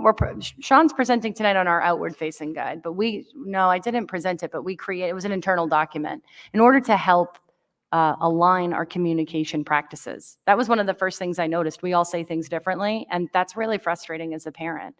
I mean, we're all different humans, but without any procedures or guidelines, the way I say something is different than the way Brand says something. It's different than the way Mr. Thompson says something. So the first thing we did was establish a media team to try to assist. One of the things I noticed right away, because I started communicating about virtually everything, was that had pluses and minuses. I was communicating and sending alarm to the families because I was communicating so much, which was begging the question, what's going on? Why am I hearing all this? We had that conversation in one of the earlier school committee meetings. Tonight, what you're going to hear is which happens after this part, is an outward-facing guide where I'm trying to debunk some of the communication misinterpretations. It's a double-edged sword. You communicate more, and at the end of the day, you're still not hitting the mark. There is a component of what we do and the world we live in where everybody wants up-to-the-minute information. That's not always practical. Today's a great example. There is not a chance I could have done that with what was going on in the district. And you don't want me locked behind a computer, not doing my job for the sole purpose of communication. So there's a give and take. It's more of an art form than it is a hard and fast rule, which means I'm going to do things people aren't going to agree with. And I recognize that, and I welcome that kind of lively debate. What I can tell you, you have to operate from a premise of how we're going to communicate with you and when and on what matters. And I think you'll like the presentation that's coming next. Thank you. Other questions? Chris, go ahead. When you talked about the DRT and the safety audit, do you have like a timeline possibly of when we would decide to either go with Galaxy or possibly Middleborough Fire and Police? Yeah. So I'd like to have this decided before the end of the school year. So the audit really, I don't foresee happening over the summer because you really want them coming in and auditing while we have kids, right? I want them to try the door. I want them to see what it's like to try to gain entry. You have to kind of do that in real examples. So I would like to at least have it decided by the end of the school year, have our company selected, and then a plan to move forward. I can tell you, I was communicating with the staff today. I had a recent safety meeting with both chiefs, and there are additional trainings on tap for this summer, and some plans to engage with the department leaders as well. So certainly more to come, but I think it's fair to say, that we can settle on something. We don't need months and months. It's more of a function of, do we ultimately want to go with this free company? Do we like their product? Do we want to explore other companies? Do we want to make an investment with someone in particular? I mean, it's not, I don't consider that just up to me. I view that as school committee's a partner in that, and our emergency personnel are a partner in that too. Yeah, usually I do the school committee first, and then we go from there, okay? Any other members of the school committee? So please go right ahead.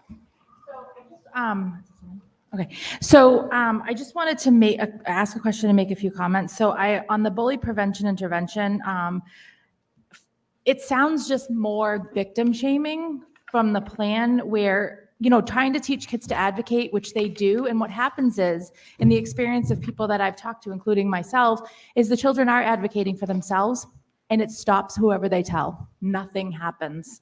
So we're continuing this process of trying to teach kids to advocate, but when they advocate, nothing happens. So you can't put that more on these kids who are already dealing with a mental strain. You need to focus on the aggressors, because what's happening is it's inciting a group mentality that continues to perpetrate all over. And then these kids are being bullied in groups. They can't even use the bathroom because the facilities are destroyed because of these aggressors. My own son is afraid because of the aggressors. It's not okay. So I just want to put in that bully plan, please be sensitive to the kids that are dealing with this every single day.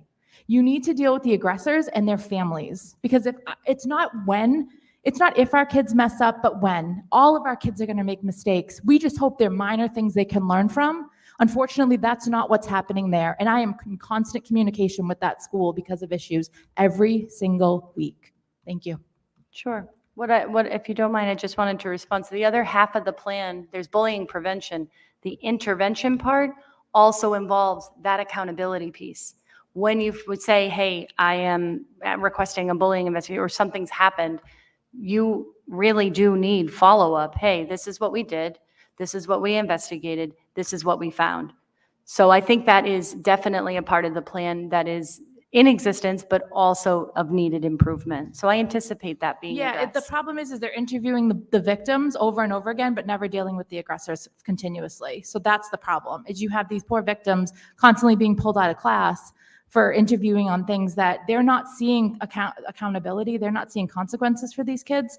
And all it's doing is opening up more kids to do it. So it's a really huge problem there. Yeah, thank you. Other questions? Marcy? Just to piggyback on that, I know you and I have spoken about the bathroom, and just hearing from my own children, they are uncomfortable using those bathrooms. And it's a shame that our children are in a school where they feel uncomfortable to use the bathroom. My kids will hold all day because they are afraid to use the bathrooms in that school. I agree. I think it's completely unacceptable. I know the bathrooms are certainly an area of concern for us. I had facilities in there just on Monday fixing a broken pipe. So believe me, we share that concern. No child should feel afraid to use a bathroom. Go ahead. Hello, I just wanted to add too, I have a middle schooler, and I will say I attend these meetings frequently. I attend all PTA meetings. It's the same 5 parents that show up and listen. This does start at home too. As parents, we do need to talk to our own kids about this. We can't wait for the school to do it. It is on us as parents too. Thank you, Ms. Farini. What I will say is we are always looking to partner with families. And I will not stop holding events, evening conversations.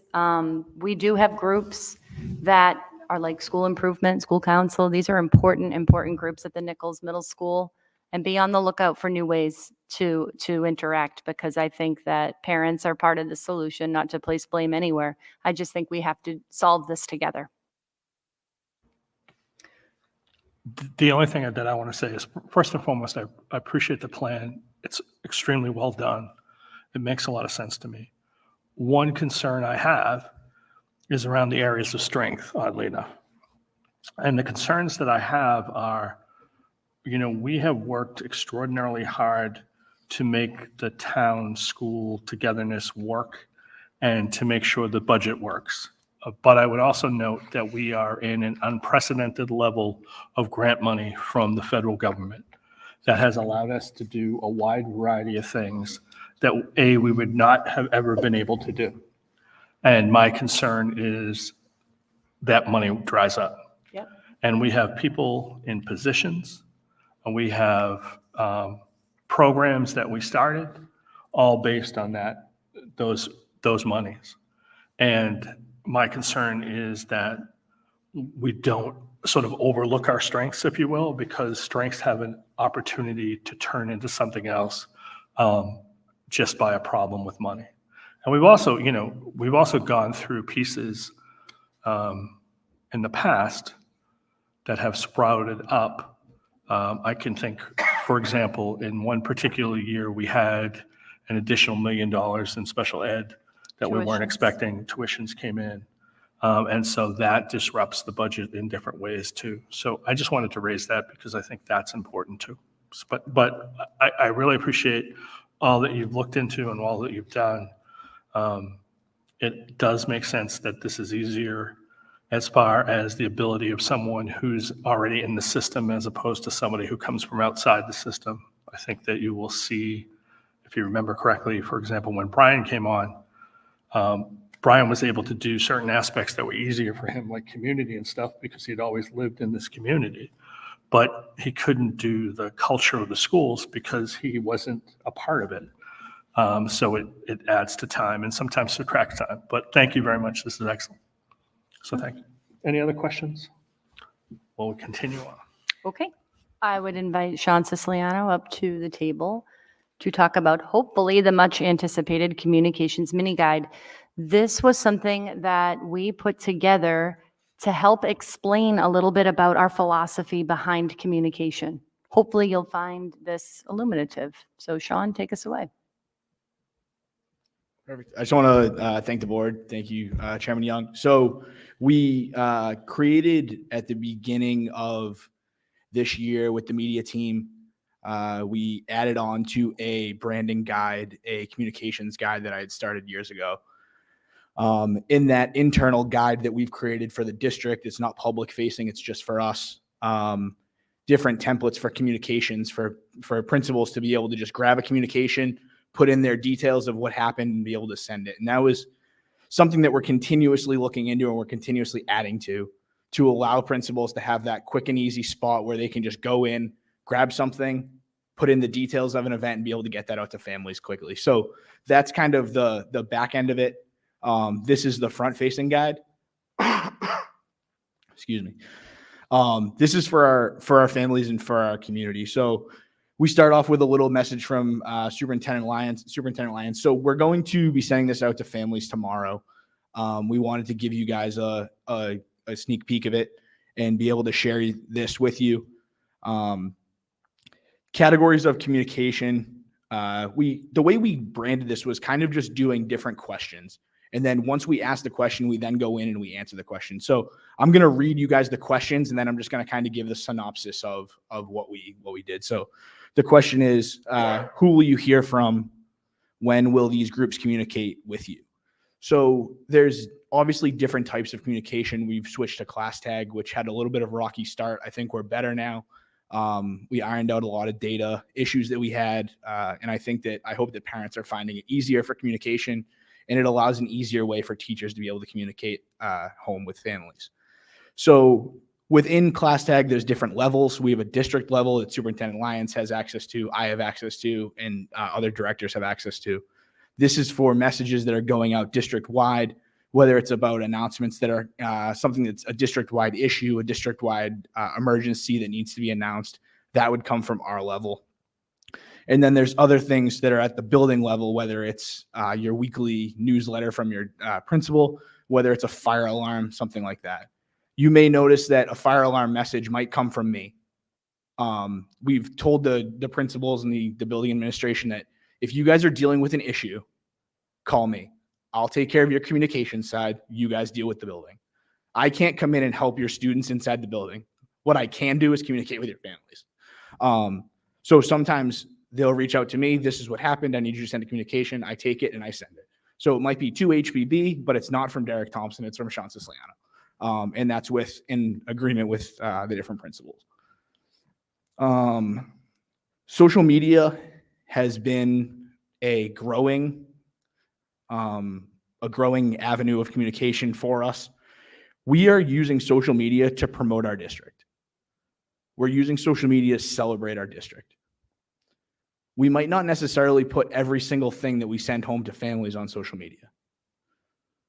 That's where we use class tag. We're sending home announcements to parents, whether it's about parent-teacher conferences, whether it's about a fair that's going on. You may not see those things on social media, whether it's about an incident, a fire alarm. Those aren't things that you're going to see on social media. Those are things that we're going to communicate with the families to, because in the end, it only affects those families, and that's our target audience. When do we send messages? We'll communicate as soon as we have accurate information that we can share with you. We understand that when stuff happens in the school, parents want us to get them that information as immediately as they can. The second it happens, they want to know. And we're with you. We try as quick as we can to get you information. Sometimes there's different things with student safety, with student information, with teacher information, with teacher safety that we can't share at the drop of a dime. We can't share that information with you. So we work really hard to get as much information as we can and share it with you as quickly as we can and share with you as much information as we can. Notifications that you'll get during the day, during the school day while your students are in school, we like to say that those are immediate. Those are something that when your student gets off the bus, this is something that they're going to talk about. It might be something that happened. It might be a fire alarm. It might be an incident in the cafeteria, something like that. We're going to get that out to you as fast as we can so that when a student gets off the bus and they come home and they try and have a conversation with you, you have the information at your fingertips. You're not listening to what they say, then going on Facebook and hearing what another kid said to their parents. We're going to try and get you that information as quick as we can. After school things will be parent-teacher conferences, newsletters we're sending at 4 o'clock, 4:30, 5 o'clock. Those are things that aren't urgent. They are important. Just to say that your phone goes off at 6:30 at night and like, oh, it's just the school. It can't be that important. It's not during the day. These are important notifications and they are important messages. What types of information are we sharing? Things that happen, I kind of already covered this, things that are happening during the school day, things that are going home in the weekly newsletter. School closings and delays. It was Superintendent Lyons put out a electronic newsletter earlier this year with all of the information for inclement weather announcements. Luckily, we only so far had to do one. And we do recognize that didn't go as well as we hoped. The good thing is in 2023, we have multiple forms of communication. So we're not all relying on the news channel to watch Channel 5 to see if our name pops up like we used to back in the day. We did use social media, we did use text messages, and we did use phone calls as well. So there's more information on that. Families can click on that if they would like. Exciting news and accomplishments for students and staff. These are the great things that are happening in our schools. And as my job, these are the most fun things to communicate. The things that are happening in school that make kids' days, that make kids' years, that when they graduate, they're going to say, remember in 4th grade when we did that? Or remember when this happened in 2nd grade? Those are the fun things and those are the cool things to communicate. And those are the fun things to take pictures of and takes video of. And those are the things that we're trying to communicate through social media, through local media, and then recognizing people here at school committee meetings. Community-based information. Things like the event that you heard tonight about the green energy. Those are things that we'll promote as a district. You might see that information in a weekly newsletter from a principal. You'll also see that promoted on our social media. Partnering with the town a little bit more now, you might see more cross platforms. The town promoting school events, the school promoting more town events. Because to be honest, the school district has the largest reach, right? We have 3,000 families that are attentive to us and that are our audience. And for a lot of these town events, those are the people they want. They want the kids at the Herring Run Festival. They want them getting their face painted. They want them playing in the park. So being able to use that and being able to kind of tie those two things together. The website.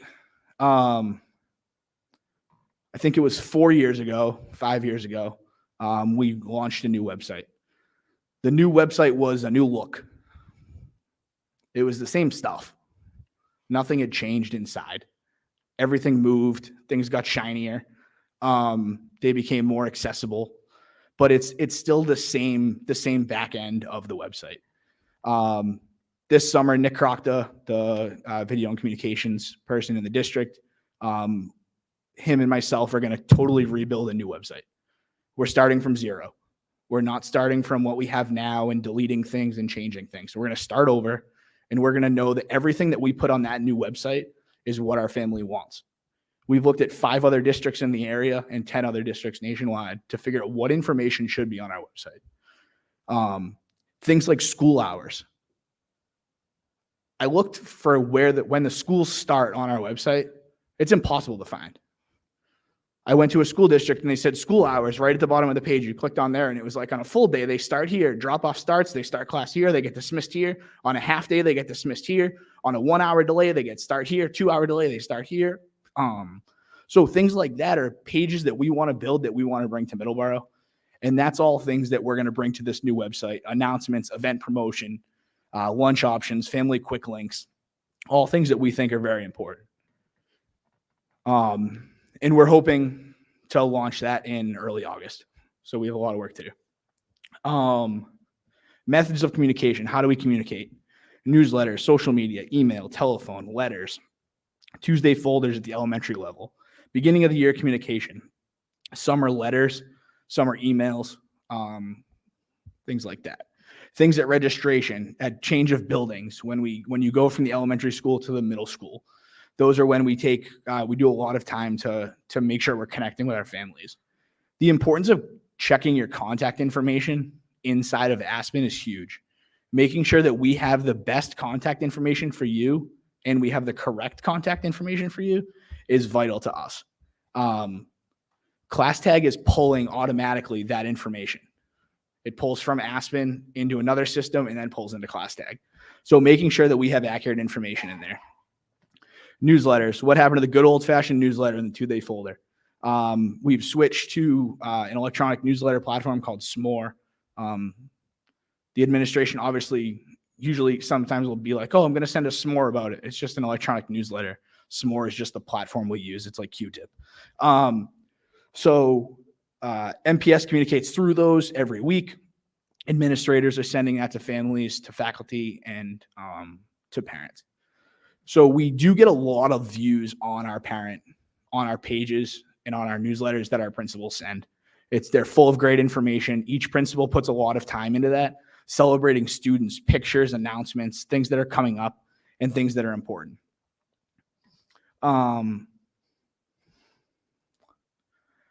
Social media. Like I said earlier, social media is being used to promote our activities. It's being to promote and celebrate our students and our staff. We're using Facebook, Instagram, and Twitter. Facebook and Twitter are not for immediate time-sensitive communications. They're often reminders, or they're a second form of communication. We're never going to solely rely on a Facebook post for our parents to get the information. It's usually going to be a ClassTag announcement followed up by a Facebook post or followed up by an Instagram post. Same thing with Twitter and Instagram. They're not for immediate. There's obviously different limitations to different things that we're posting, photo limits and things like that. Emergency situations. Emergency situations are identified as multiple factors exist. Potential safety concerns for students and staff, inclement weather, disruption to the school day that disrupts a large amount of students, emergency personnel responding to the school, and anything else that the district deems as an emergency. There are many times during a month that an ambulance is called to the school. It could be a student fell on the playground and a lot of students saw it. It could be a mental health issue that's in the nurse's office that's isolated, that nobody else knows what happened. But we need to go into a stay put because we don't want students in the hallway. We bring medical personnel in, we take that student, we get them out of the building, and then we drop the stay put.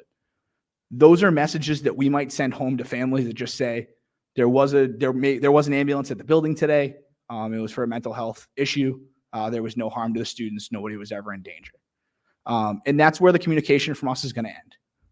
You're never going to hear from us what happened to the student. You're never going to happen if the student returned to school the next day. That's not our business. That's the student's safety and that's the student's privacy. So please know that when you see those types of notifications, it's not always something crazy that happened. Sometimes it's just a student that needs to be transported, and for the privacy of that student, that's why we do that. Like I said earlier, we try and push out things as quick as we can in an immediate for an emergency.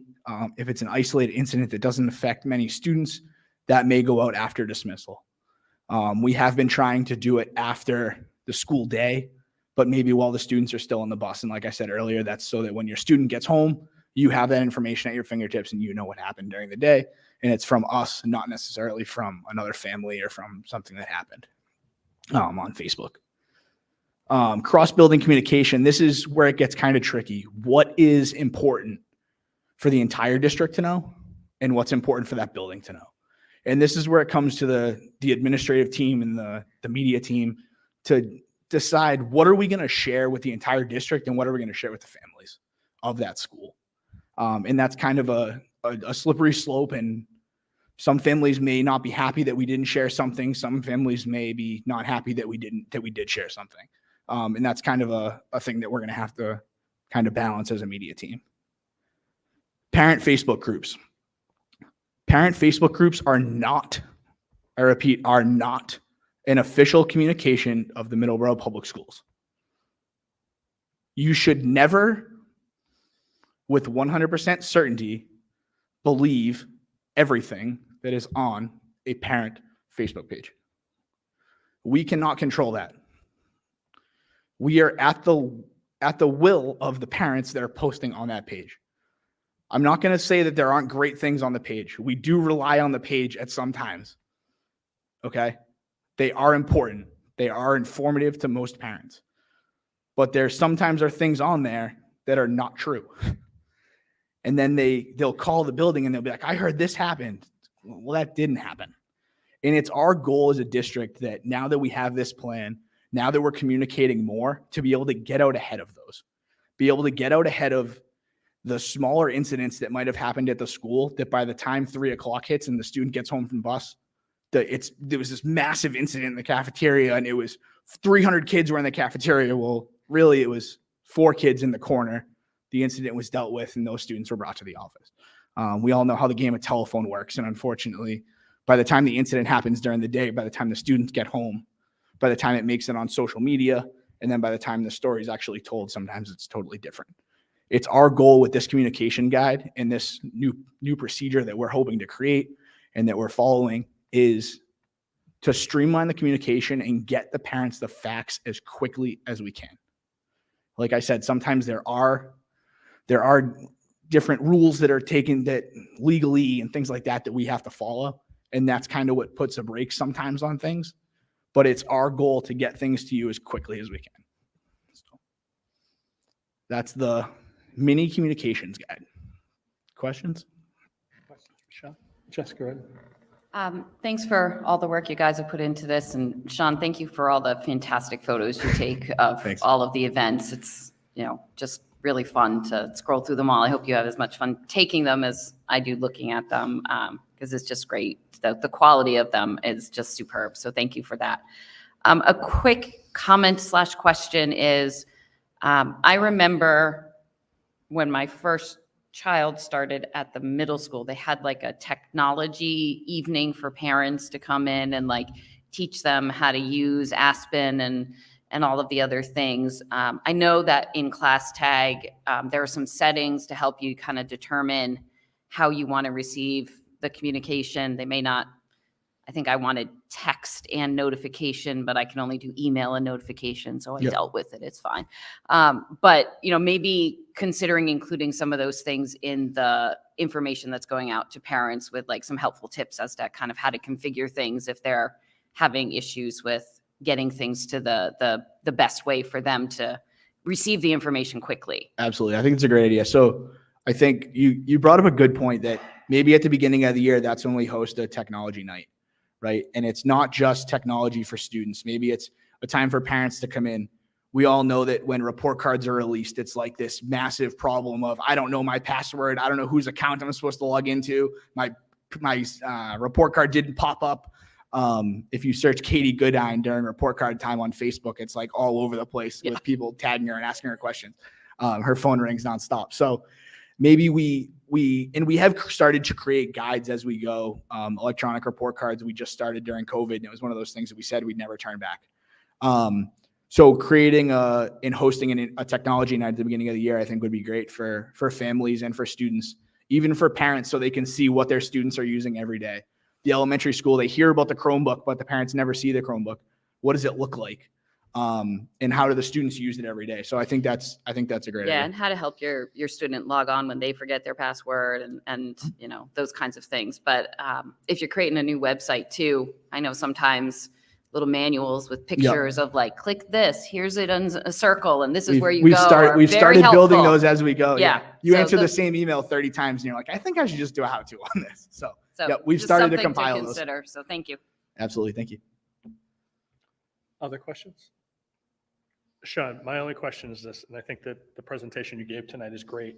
And my understanding is it's going out tomorrow. How do we ensure that this constantly gets sent to parents who are new to the system?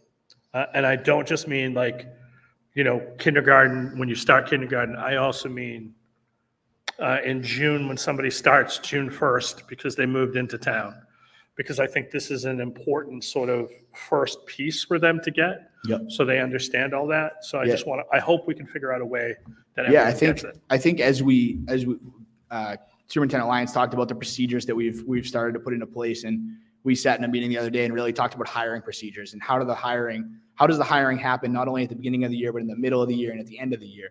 And I think that maybe it becomes a common practice where we're putting together documentation for families that when you register, when you complete your registration, this is the information you get. And it's those how-tos that we talked about. It's a Google folder, or a place on the website where they can go and get all that information. And every week at the end of the week, we run a list of who has registered for that week, get those 2 contacts and send this information to them. Because 10 years ago, we weren't seeing as many registrations throughout the year as we are now.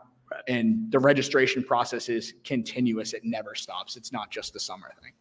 So I think that's great, Sean. Thank you. I Thank you. appreciate that. Other questions for Sean? Thanks, Sean. Perfect. Thank you, guys. Have a great night. And that completes my report for this evening. Excellent. Next item on the agenda is Middleborough High School Building Project. We have not had a meeting. We did not have a meeting in April.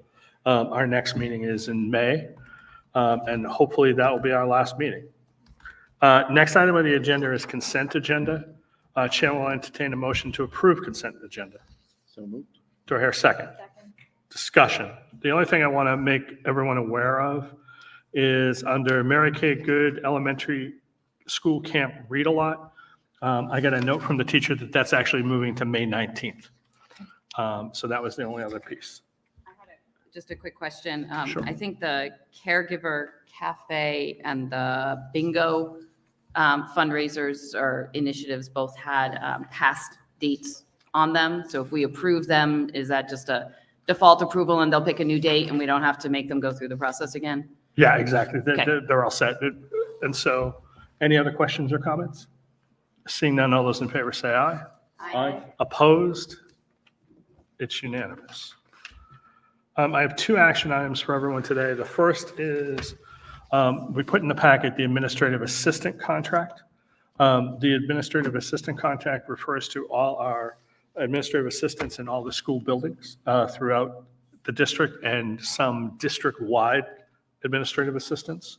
As noted in your packet and as we briefly discussed in the executive session, the administrative assistant contract, as does the next one, complies to everything that we had discussed about going forward with increases. There's some minor language changes. There's a piece that adds to the holiday in June as added to the program. And also, I would also add, there was some additional language around bereavement and family leave. So with that, Chair will entertain a motion to approve the administrative assistant contract. Do I hear a second? Second. Discussion? All those in favor say aye. Aye. Opposed? It's unanimous. The next contract is, again, the minibus contract. Again, everything in there complies with what we're doing. There's some modifications to the salary structure, but we had some bonuses involved in the old contract that we converted into salary. And there were some minor modifications to language and change that we went over with everybody. But again, staying within, and each year the contract would raise by 2.5%. With that, Chair will entertain a motion to approve the minibus driver's contract. Do I hear a second? Second. Discussion. Hearing none, all those in favor say aye. Aye. Opposed? It's unanimous. Next item on the agenda was just a reminder that the town meeting is April 24th. With that, I would remind everybody that our next meeting is May 4th. We generally meet the 1st and 3rd, but the 3rd is vacation week. And so with that, Chair will entertain a motion to adjourn. Do I hear a second? In favor, say aye. Aye. Opposed? It's unanimous. Thank you, everybody, and have a good night.